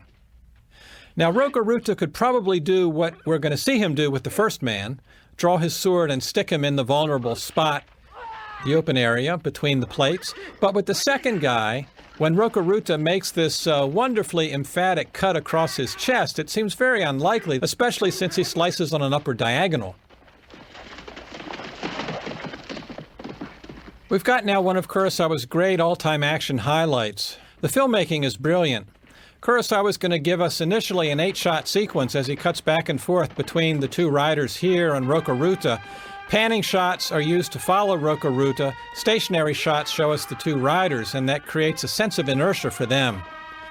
The swiftly panning shot here isolates the general from the background. The passing background is a blur. Down goes one. Now we get some panning shots on both of the riders.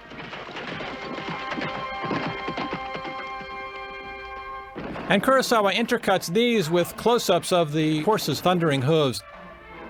He had done that in Seven Samurai, and it really kind of takes the viewer into the middle of the action. So we go back and forth between these panning shots and the close-ups of the hooves. These are not moving camera shots. The camera is locked in position, and it's simply panning.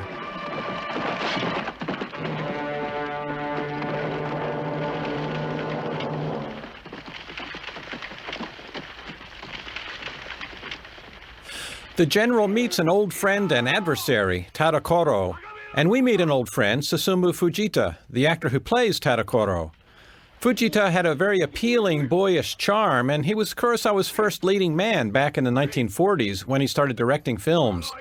Kurosawa made him a star, as he did subsequently with Toshiro Mifune. Fujita played the lead role in Kurosawa's first movie, Sanshiro Sugata, and its sequel, and he had prominent roles in The Men Who Tread on the Tiger's Tail and No Regrets for Our Youth.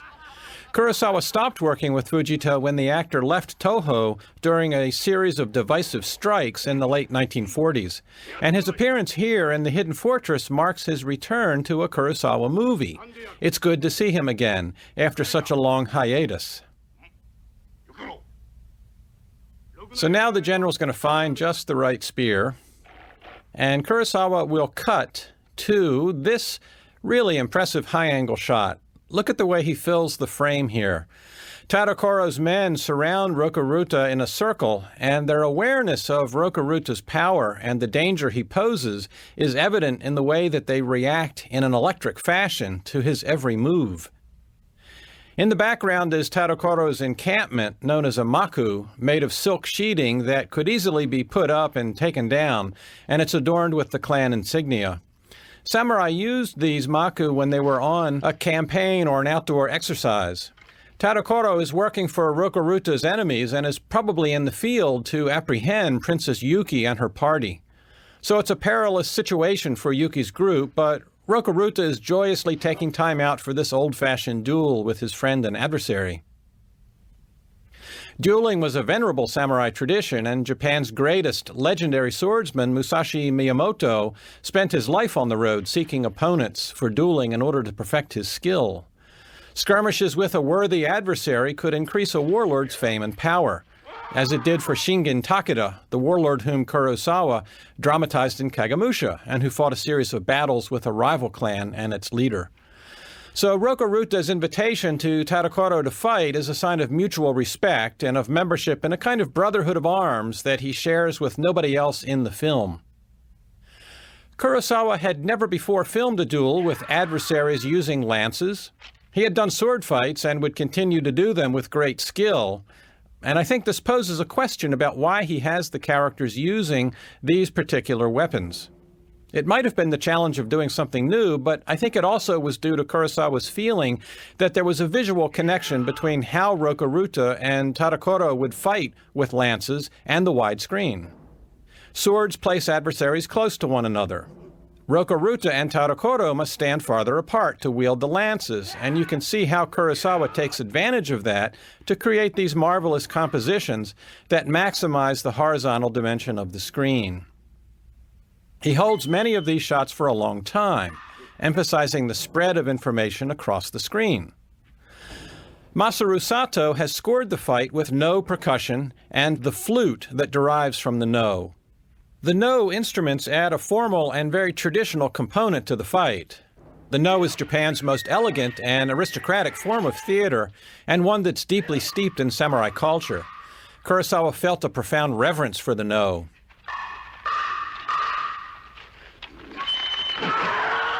Look at that fabulous shot. You have to sort of slow down here just to look at the beauty of the filmmaking. There's a sense of history in the fight. The music points to that. And this sense of history also derives from the presence of Susumu Fujita. The first film that he and Kurosawa made together, Sanshiro Sugata, was a martial arts movie about the rivalry between judo and jiu-jitsu in the 1880s. Sanshiro, played by Fujita, was a renowned master of judo, and the movie boasts many impressive fight scenes that the actor carries off quite well. As an actor, he had the same kind of physicality that Mifune projects, but he didn't quite have Mifune's grace and natural athleticism or the quickness of Mifune's reactions. Throughout The Hidden Fortress, Kurosawa shows us Mifune's athleticism to great advantage, particularly in those scenes where he's climbing up and down the rocky hillsides or standing in the stirrups during that full-on horse charge. It's a little difficult to see Fujita handling those scenes with Mifune's aplomb. So I'm suggesting that Kurosawa has built the scene so that it reflects the trajectory that his own movies took. He brings together his two important leading men, two stars that he made, and gives them an opportunity to square off against one another.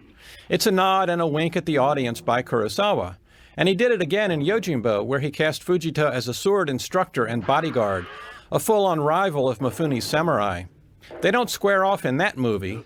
Rather than fight, Fujita hops over the fence and runs down the road after grinning mischievously at Mifune and waving goodbye, as if acknowledging one leading man to another, the transition that had taken place in Kurosawa's movies. Now, a good sword fight or lance duel needs some props for fighters to slash their way through. And Kurosawa is going to give us that now, when Tadokoro maneuvers Rokuruta inside the Maku, where the enclosure makes fighting difficult. Kurosawa's been filming much of the fight with multiple cameras and using telephoto lenses, with the cameras placed at some distance from the characters. And you'll see some of the most extreme perspective compression in this section of the film. There's a lot of activity from the Sato musical score here. You can see how flattened these perspectives look.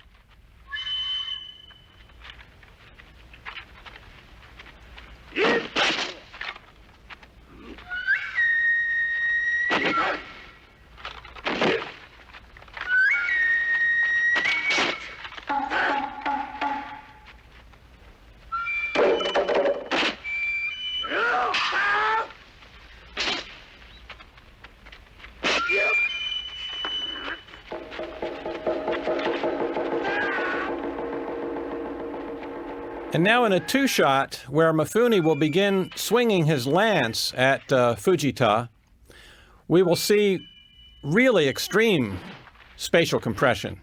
It's quite evident here. Now watch how fast Mifune reacts in the decisive moment where Rokuruta breaks the lance. It really shows off Mifune's lightning-quick moves, a skill that Kurosawa appreciated in this actor.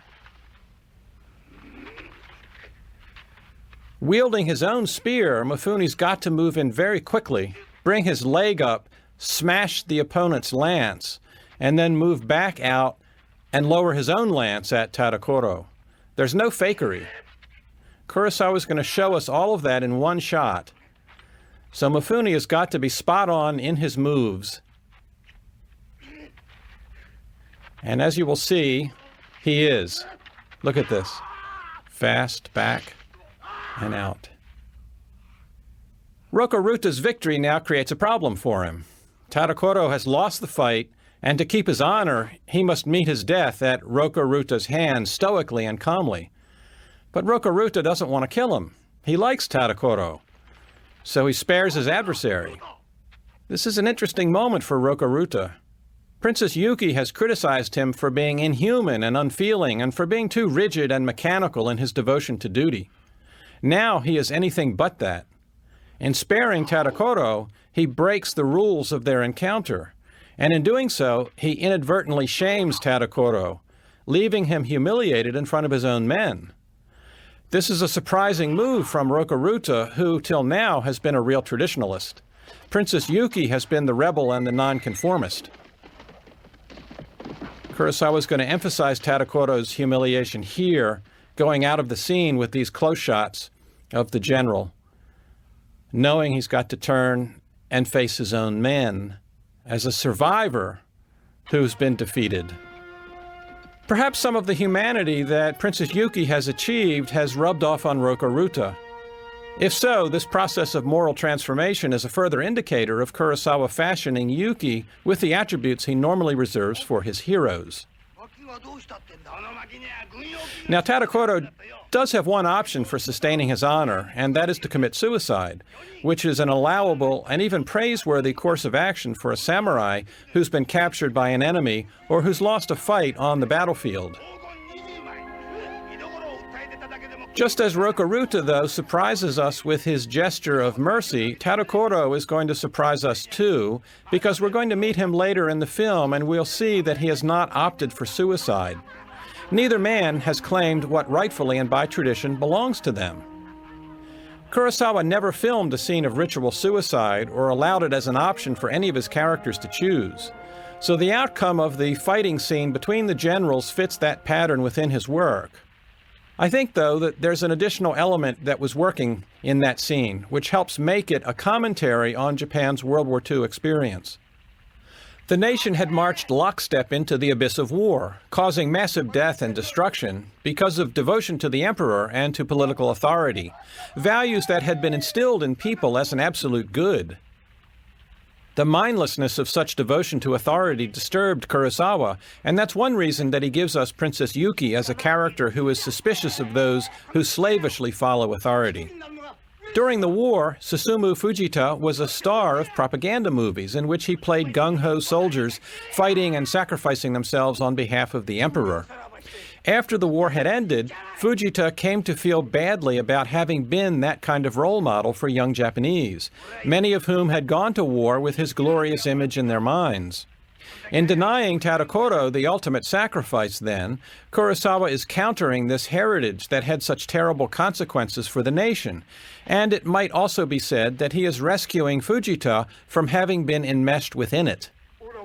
So as we see, the critique of feudal behavior and tradition, which Princess Yuki offered in an earlier scene, rises again in the film, evidence of Kurosawa's continuing interest in morality and in society. He was a moralist. His films are about values and codes of behavior. He's never very far away from that, even in this movie that was intended mainly as a grand entertainment. And in my view, this is one of the things that makes Kurosawa a really great filmmaker. Not only was he an extraordinary storyteller, but the stories are meaningful. They are about values, and they communicate that to the audience. Kurosawa was very intent on that, offering in his movies role models for the audience about characters who live well. This is an interesting exchange here. Rokuruta passes by her, and the class hierarchy is apparent. Without really acknowledging her existence, he grabs some food from what she's carrying and walks off. So he's at the top of the hierarchy, she's down near the bottom, and she gazes at him fearfully because, you know, that relation of power also carried implicit prerogatives to violence by those who were at the top. Now, it's been a while since Tahei and Madashichi have shown their rotten natures. And with Rokuruta gone, we're going to see their rottenness again. They gaze at the princess asleep, and they can't resist the base desires that they feel.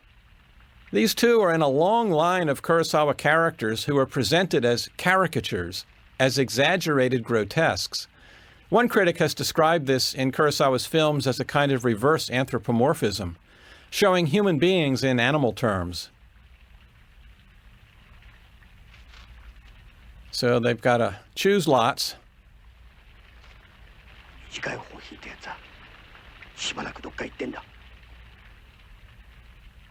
I think Kurosawa's decision to let so much of the film be carried by these two characters is a reflection of his confidence in the performances that Chiaki and Fujiwara are giving.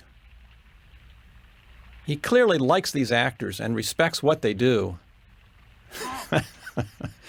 And he knows that they're going to be really engaging for the audience. Now watch the way that they cower and shriek and gesticulate when the servant girl threatens them with this rock. This is the kind of reverse anthropomorphism that I think we can often find in Kurosawa's movies. The bandit Tajomaru in Rashomon and many of the gangsters in Yojimbo are part of this tradition in Kurosawa's films. A soft-edge wipe takes us into the next scene, and we've got another short focal length composition, extreme depth of field.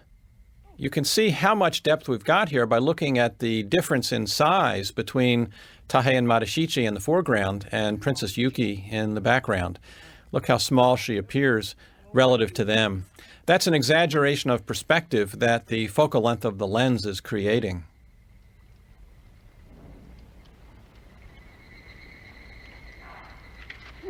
Now we get an interesting sort of sound cue that shifts us out of this little encounter. And our ever-curious cartoon characters go out to investigate.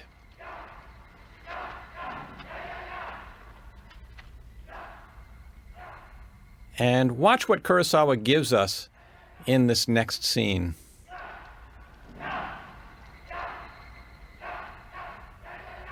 This is all one shot, and it's a great example where he shows us what widescreen filming is about.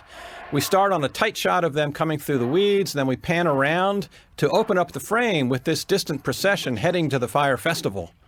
And Kurosawa counterpoints foreground and background action. He works within the frame, holding the shot and choreographing these precisely controlled compositions.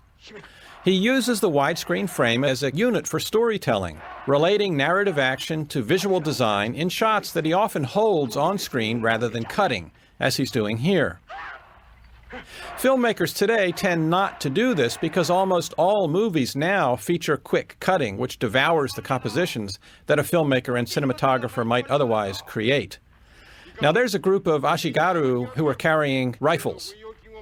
European firearms were introduced into Japan by the Portuguese in 1543, and Japanese tradesmen swiftly replicated their designs so that by the samurai wars of the 16th century, which Kurosawa is showing us in this film, the various clans were fighting with swords, arrows, and spears, the traditional weapons, as well as with firearms.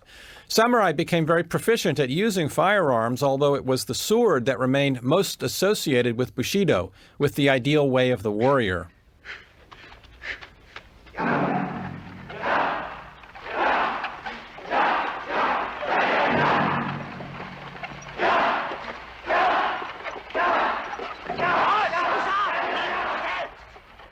Now, the upcoming Fire Festival is going to give Kurosawa a chance to mount a very handsome set piece and one that approximates a musical production number. He's also drawing on folklore and tradition because fire festivals were common events.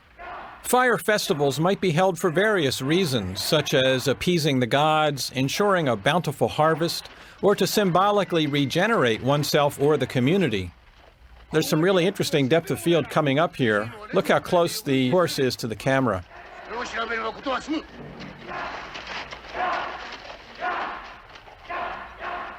The chanting that we're hearing is very musical, and it creates a driving rhythm for the sequence and a sense of anticipation about what is coming. It's very like the way that Kurosawa used music in the lower depths. In the lower depths, the most memorable music is not performed on an instrument at all, but it's performed by the actors in the film in a kind of scat singing. They're creating percussive musical sounds as part of a very pleasing ensemble. Everybody who sees the lower depths remembers that strange music. Now we're getting into our big production number. and Kurosawa is going to give it a philosophical subtext, which is found in the song that the celebrants are singing. The lyrics offer a Buddhist perspective on life and the world. Human life is fleeting and transient. Our desires and goals are illusion. That which we believe we can hold on to, we cannot. The impermanence of all worldly things is to be celebrated because it cannot be changed. The Hojoki, a 13th century literary diary written by Chomei, offers a classic statement of this philosophy. It chronicles the disasters and pestilence, the famine and fires that marked Chomei's era, and contrasts these with the spiritual peace that he found living a reclusive contemplative life in a small hut. He wrote, "The flow of the river is ceaseless, and its water is never the same. The bubbles that float in the pools, now vanishing, now forming, are not of long duration. So in the world are men and their dwellings." Now look at these shots of Yuki, listening carefully to the song. She is reflecting upon its meaning, and as we will see, these ideas and the Fire Festival have a great impact upon her, deepening her spiritual outlook. To this, Kurosawa will contrast our vagabonds, Tahei and Madashichi. They are totally in the grip of illusion. They believe in gold and property and material possessions. They've spent years pursuing a dream that has no true existence. The emergence of this Buddhist outlook in the movie is tied to Yuki's dawning enlightenment, and it prefigures the direction that Kurosawa would go in his later movies. The movies that he had been making often were about heroes transforming society for the better. They had a materialist sensibility rather than a transcendental one. Later in life, he said that he made these heroic films because when he was younger, he still believed in the possibility of social change. The later movies, like Dersu Uzala, Kagemusha, and Ran, embraced the Buddhist doctrine of impermanence and the impossibility of changing the material conditions of the world. Also, in his final film, Madadayo, he uses the Hojoki as a key text and has the main character emulate Chomei, living in a small hut away from the strife of the world. Rokuruta is like Tahei and Madashichi, determined to hold on to material possessions. His behaviors, like theirs, counters the philosophy expressed in the song and the outlook that Yuki is coming to hold. This was the closest that Kurosawa ever came to choreographing a big Hollywood production number. He gives us a musical performance in a nightclub in Drunken Angel in 1948, but now he's looking a bit like Busby Berkeley or Vincente Minnelli.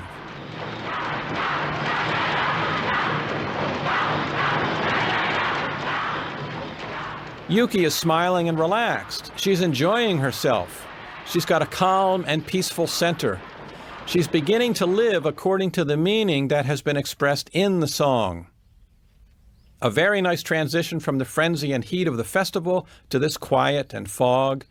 And Kurosawa establishes the new scene by placing the characters far from the camera. So they dig the gold out of the still smoldering ashes. And Rokuruta will hear the sounds of conch shells. And this tells him that the Yamana army is approaching. Samurai regularly used these large shells as signaling devices. They were outfitted with mouthpieces and held in baskets. The trumpeter blew them in different pitches to signal attack or retreat or some other strategy. So hearing the conch shells, he knows time is of the essence. Now, what follows here is really very funny. He wants to break off the search and he tells everybody how much they should carry. Kan is a traditional unit of weight, part of a measuring system derived from China in the 8th century. 1 kan is just over 8 pounds, so everybody's going to be carrying a lot of weight. 30 kan is around 250 pounds. 20 kan, which the women will carry, is about 165 pounds. Now that's impressive, but Tahei, greedy as he is, boasts that he'll carry 50 kan. That's more than 400 pounds. These two buffoons can barely stand up carrying their loads, but the thought of more gold lying in the ashes is just too much for them. They can't tear themselves away. There's a lot of depth of field in this shot as they move off into the distance, followed eventually by these two characters.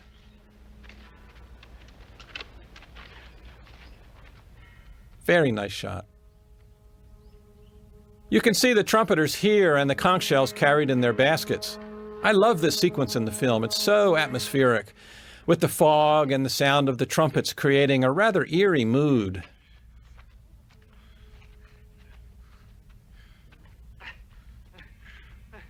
This is a very physical film for all of the actors involved.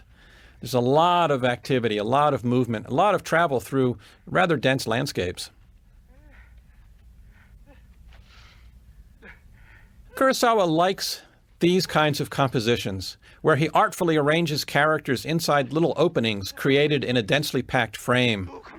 The best films in which he's done this really systematically are Akira, The Lower Depths, and Yojimbo. Now, he's playing this for laughs, but he's also showing us some grim things about human behavior. These two are so greedy, so obsessed with possessing all the gold, that they start back for what's been left behind. And by doing this, they endanger everybody.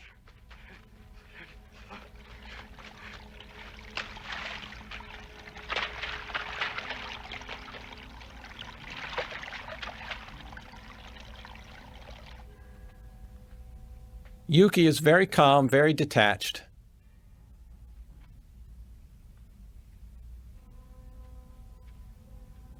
This is a delightfully cartoonish sequence. The slow approach of these samurai, the slow, sly reveal.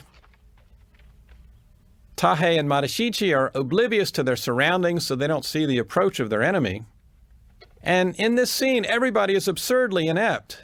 Tahei and Madashichi have suspicious activity written all over them. And hey, the Yamana are looking for people transporting gold, and aren't those big, heavy bags they're lugging around? These samurai are as dull and myopic as anybody could be. And Tahei and Madashichi, who are pretending to be innocent, look anything but.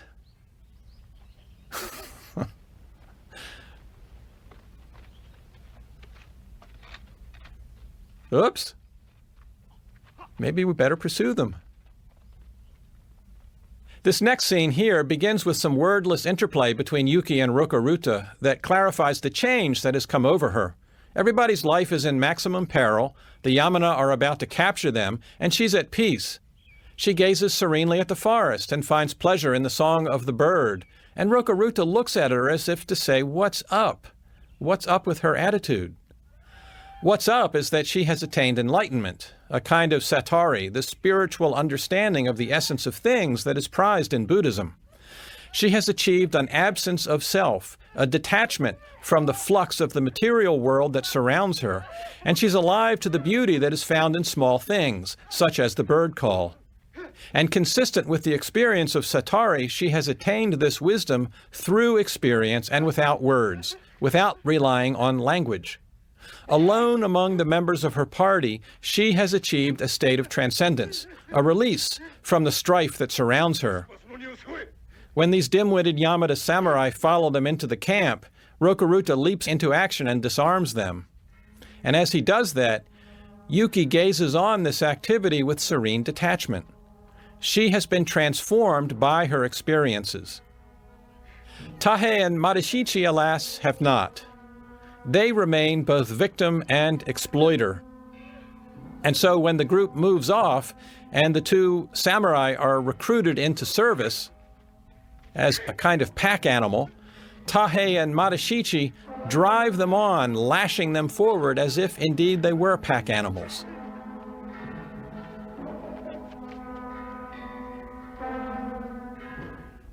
Kurosawa has never used landscape so extensively and in such variety as he does in this film.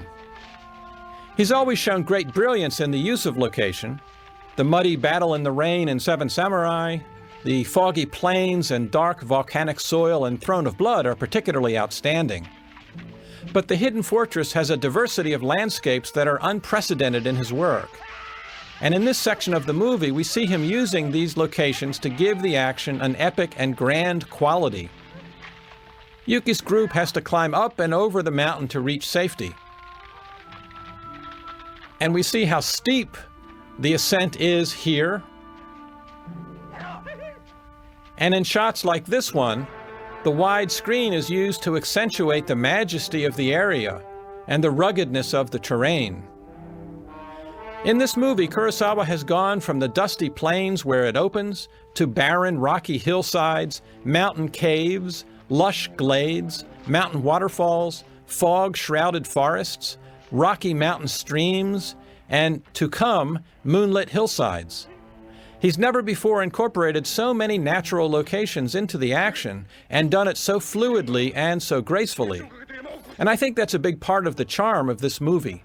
All of this variety and the ongoing surprises of what Kurosawa will throw at us next.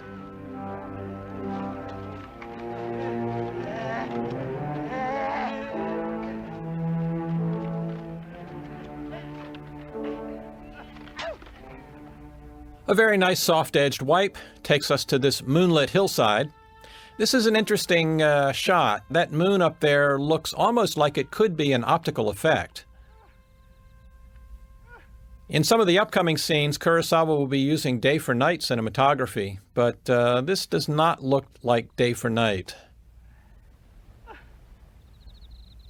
Everybody's exhausted, except for Yuki. She's reflective and meditative.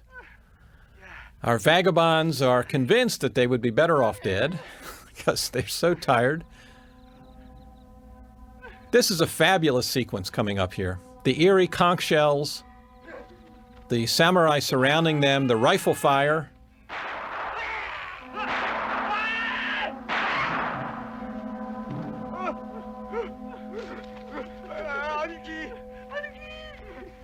The white that is reflecting off of the distant sashimonos on the advancing troops, the extraordinary depth of field effects.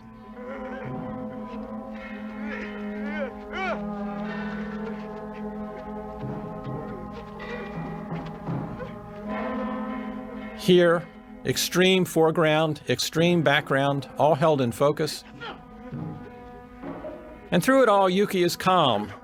Her calmness now carries with it the stoic resolve of a warrior who understands that the tide of battle has turned unfavorably. And when all seems lost, Rokuruta gives her the short sword, and Kurosawa holds on the moment and accentuates it with a musical cue supplied by the no flute. He gives her the sword so that she may commit suicide rather than suffer the disgrace of capture by enemy soldiers. And he's going to sacrifice himself in order to buy her time to do this. The customary method for a woman or a female warrior to commit suicide was to cut the jugular vein, which produced a quick death that was unlike the protracted belly slitting that men practiced in the ritual of seppuku. She takes the sword from him, but will she use it? If she does so, it might seem inconsistent with the wisdom she's now attained and inconsistent also with the critique of the feudal codes that she delivered earlier in the movie. So I think Kurosawa allows that to hang there as an ambiguity. Another ambiguity is her verbal goodbye to Tahei and Madashichi. Is she mocking their cowardice or compassionately acknowledging their service? Kurosawa leaves it to the viewer to decide.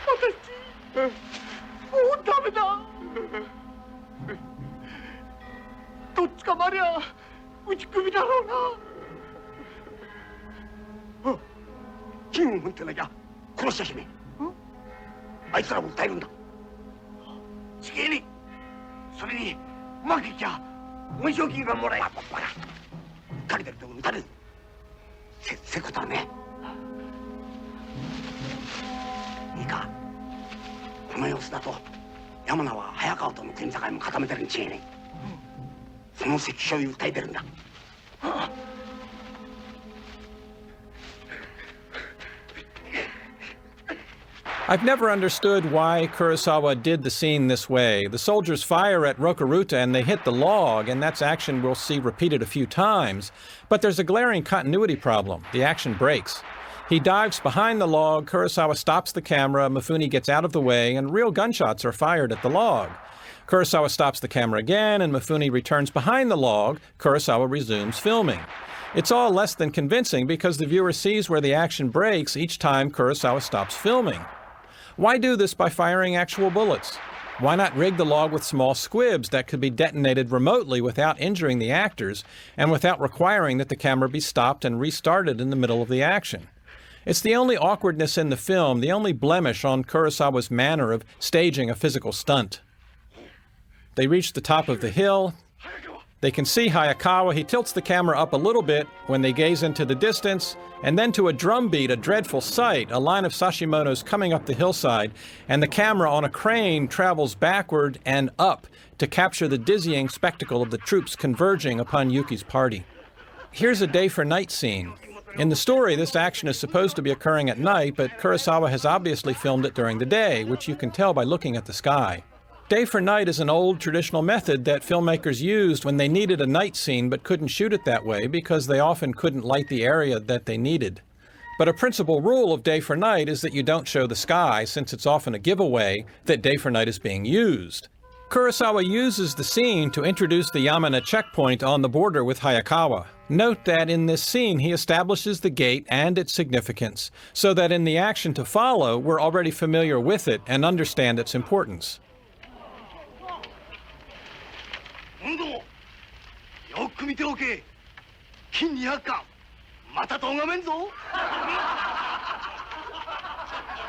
Let me return for a moment to the day for night scene.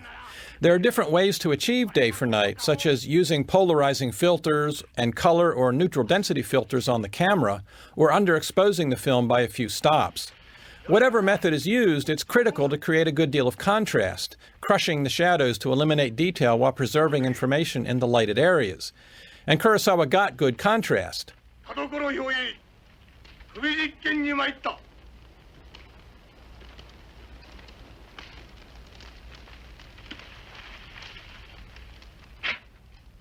Tadokoro is now reappearing, and with his reappearance, Kurosawa returns to the ethical and moral issues that he raised in the film, exploring the paradoxes of virtue and villainy. Tadokoro has suffered a harsh fate because of Rokuruta's generosity toward him. And he points out to Rokuruta that his gesture of friendship was the worst kind of cruelty. It caused the Yamana chieftain to inflict severe corporal punishment upon him, which included disfiguring his face so that he would wear the mark of his shame forever. This mutilation also seems to have disfigured him internally. He's dark, embittered, and feels hatred now toward Rokuruta. I don't want to exaggerate the Star Wars influences because I think they're relatively minimal, but it does seem as if his appearance here, his darkened nature, and especially the way he was positioned in the shadows as the scene begins, might have helped to shape the character of Darth Vader, who has a somewhat similar story arc.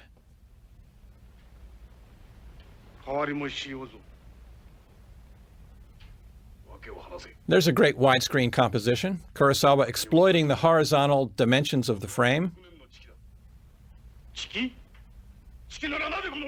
Now Tadokoro is enmeshed in his bitterness. He can't see outside the feudal codes that have caused him such distress.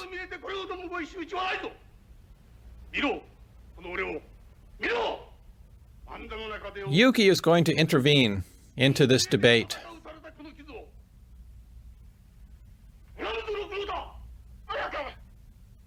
It's a great speech that she delivers, evidence of her moral and spiritual transformation. In it, she assumes the persona of a Kurosawa hero by insisting that what counts in life is personal existential choice, not blind allegiance to unjust social rules. Kurosawa has insisted in movies like Stray Dog, Akira, Seven Samurai, and Redbeard that life be lived to its fullest and without illusions, and that living to the fullest means helping better the lives of other people. I think there's every evidence that Yuki will be a compassionate and wise ruler by virtue of the ordeal that she has undergone. She embraces that ordeal because it enabled her to see people at their best and their worst. The Hidden Fortress is unlike the other films that Kurosawa made in that he's not giving us a story in which a hero battles society to make things better. But he has given Yuki the moral stature and wisdom that his heroes typically possess. She is the finest character in the film, and she wishes now to die with dignity. She chastises these two generals for failing to see the bigger picture, and for being narrow-minded in their strict focus on the feudal codes of etiquette. The fire festival was fun, she tells him. A sentiment that subverts the feudal order as well as anything. Ready for death, she's going to sing the song from the fire festival as if it were a song in a No play, giving it the intonations of No. She embraces the philosophy of the song. Life is short, live it fully. And it's the same philosophy that the dying Watanabe came to grasp in Kurosawa's masterpiece, Akira. Throughout the scene, Tadakoro is standing with his back to the camera, so we can't see what his reaction to all of this is. But his change of heart in the scene that follows suggests that he is deeply moved by Yuki's example and by what she has embraced.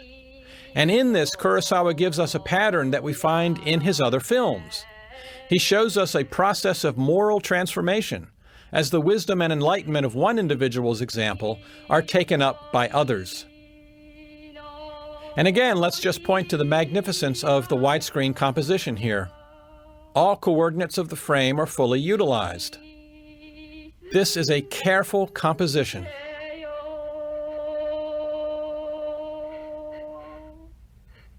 Kurosawa works in the frame as a unit of meaning in a way that seems to be lost to contemporary filmmakers.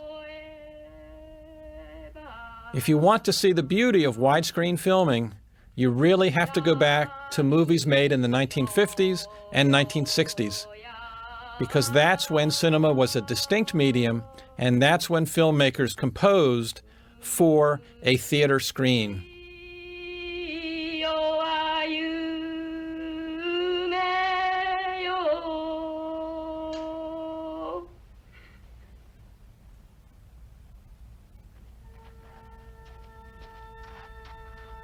The climax of the movie belongs to Tadakoro.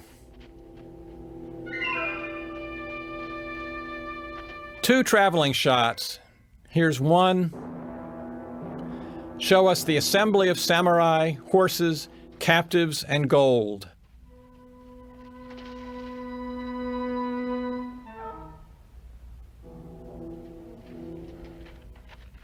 Here's the other traveling shot. And the movement will bring the camera to Tadakoro and will hold on him, which visually poses the question, what will he do? It is Yuki and her moral stature that determine his action. She looks back at him, he looks at her. Rokuruta turns, but Tadakoro does not look at Rokuruta. He looks at her at the gate, which is freedom, and then back to her. If he acts to save them, he is betraying his clan. And this is exactly the kind of existential choice that Kurosawa values. For Kurosawa, a person's character is revealed by the choices they make. And so the climax hinges on the choice that Tadakoro makes. And it is one that he makes because of Yuki's tutelage.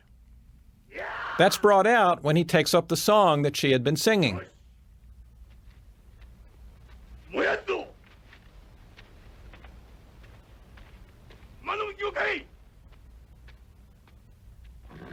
So he intervenes in a way that means betrayal to his heritage as a samurai who's sworn to serve his clan, but it's in service of a greater principle.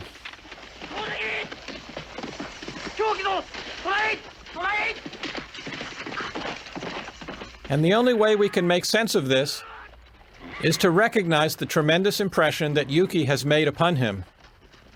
He had never met her before, but having met her, he's tremendously impressed by her spirit.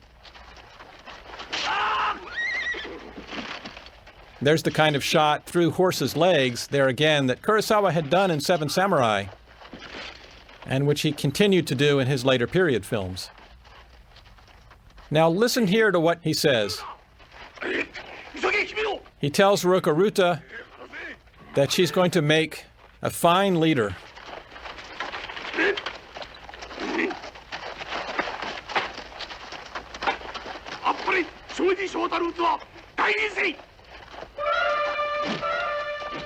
The end of this sequence is one of the most exhilarating that Kurosawa has ever created. Tadakoro is ready to die, but Yuki offers him freedom and a new life. And that gesture, that offer, cues a wonderful contribution from Masaru Sato, a military drum march that drives the action forward. Tadakoro frees everyone, including the servant girl, and Kurosawa films their escape in a joyous way, conveying a great sense of release and freedom by not moving the camera, showing instead everybody galloping through the gate, away from the camera, which is locked down and stays behind.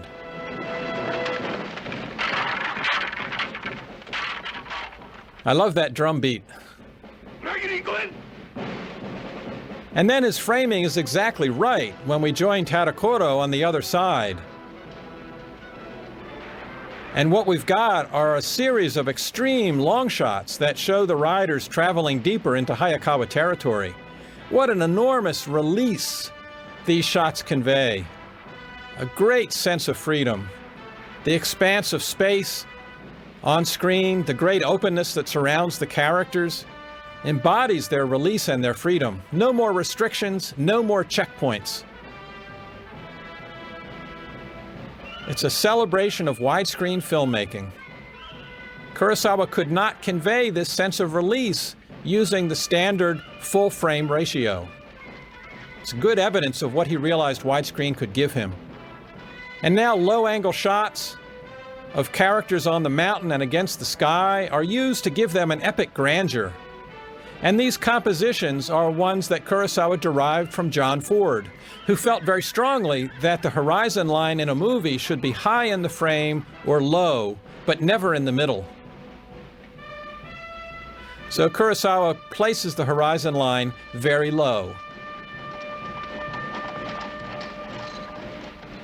And because this is a comedy, the horses laden with gold provoke good-natured laughter from our friends. And a splendid panning shot takes us to the horses, and then a quick cut-in, an axial cut-in, shows us a closer view. And so we come full circle, rejoining our vagabonds as we met them, alone on an open plain. They're in despair.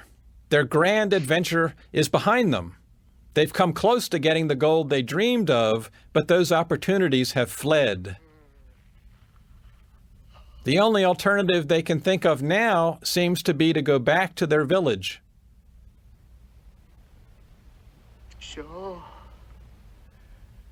They consider that they will remain friends.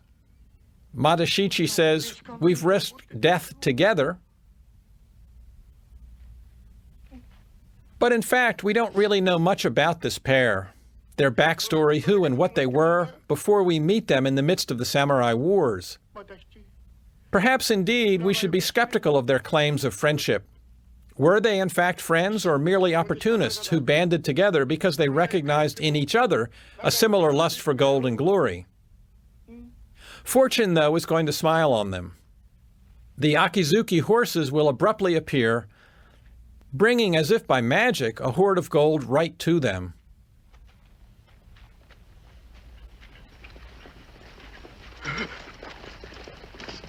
Here they come, and the gods must be smiling on them. But notice, as soon as the gold appears, friendship goes out the window.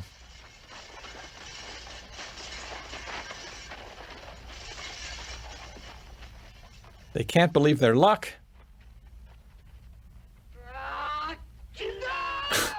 And Tahei runs forward and grabs 3 of the horses, claiming they're his share. And so they start to squabble again. And as they do so, Kurosawa cuts back and forth between them, keeping them in separate frames to accentuate their rivalry and conflict. They are imprisoned within an ongoing cycle of lust and obsession, greed and fraternity, spiteful animosity, and sentimental reconciliation. This cycle of obsession leaves them in a perpetual state of exhaustion and disillusion. Is this the human condition? Indeed it is, Kurosawa is suggesting. Tahei and Madashichi are a comic embodiment of humanity's predicament. They illustrate the lessons of Buddhism about the causes of suffering. These are found to lie in the desire for material things, the craving for pleasure and physical satisfaction. These cravings are forms of ignorance and cause unhappiness because they're desires that can never be fulfilled. Tahei and Marishichi will remain unhappy until they can let go of their craving for material things. The appearance of these Hayakawa samurai are another reprise of the film's opening scene when Yamana horsemen rode into the frame and surrounded Tahei and Marishichi. Like the Yamana, the Hayakawa view them with suspicion and see them as the thieves that they are. And like common thieves, they will be arrested. Their greed has gotten them into trouble once again, ensnaring them in the ongoing cycle of craving and suffering that they cannot get out of.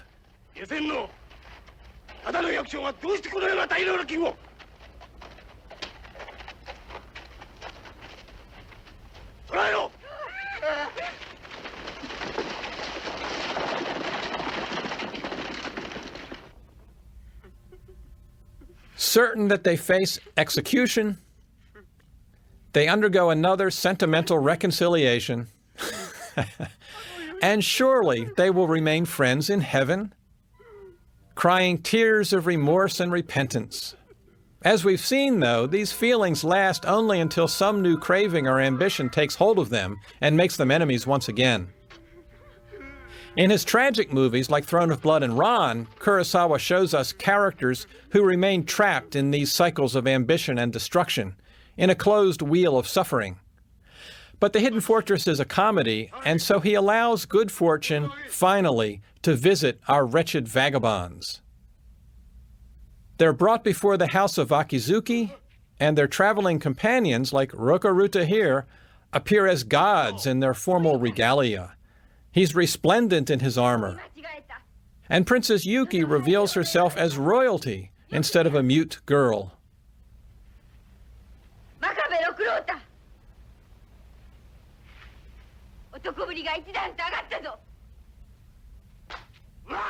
That's a nice laugh there. Kurosawa accentuates the force of this revelation by drawing on the dramaturgy of No theater. The bare wooden floor and surrounding walls become the performing space for a kind of no drama.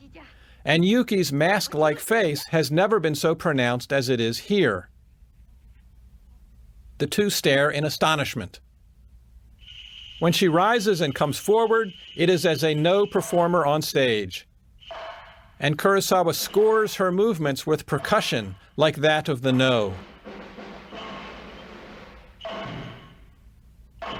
This is very ceremonial.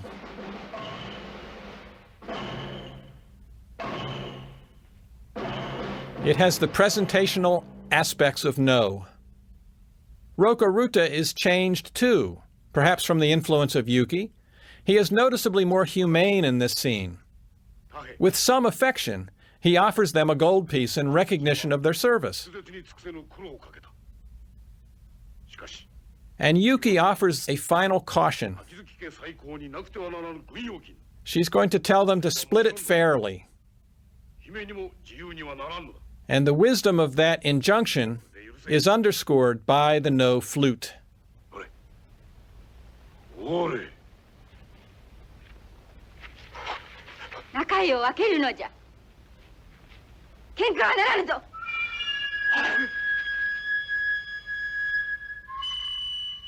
The shock of these revelations drives our vagabonds to their senses. In a final wipe, Kurosawa brings us out of the film with a brief coda. Tahei and Marishichi leave the realm of the gods, and we accompany them down the steps, out of the realm of legend and myth, and back into reality. We've been privileged to share in this adventure with our quarrelsome vagabonds, and we leave them now as we've never seen them before, at peace with one another, tranquil and trusting. Will it last? The world, after all, is a wicked and dangerous place. People are prone to illusion and suffering. But let's make believe that it will last, that they are changed men. Kurosawa grants us this wish. The Hidden Fortress invites us to believe that the world can be made right, that justice will triumph, that the wicked can reform. There are no more bad men in a hidden fortress. Kurosawa laughs and winks at us as if to say, "Isn't it nice to think so?"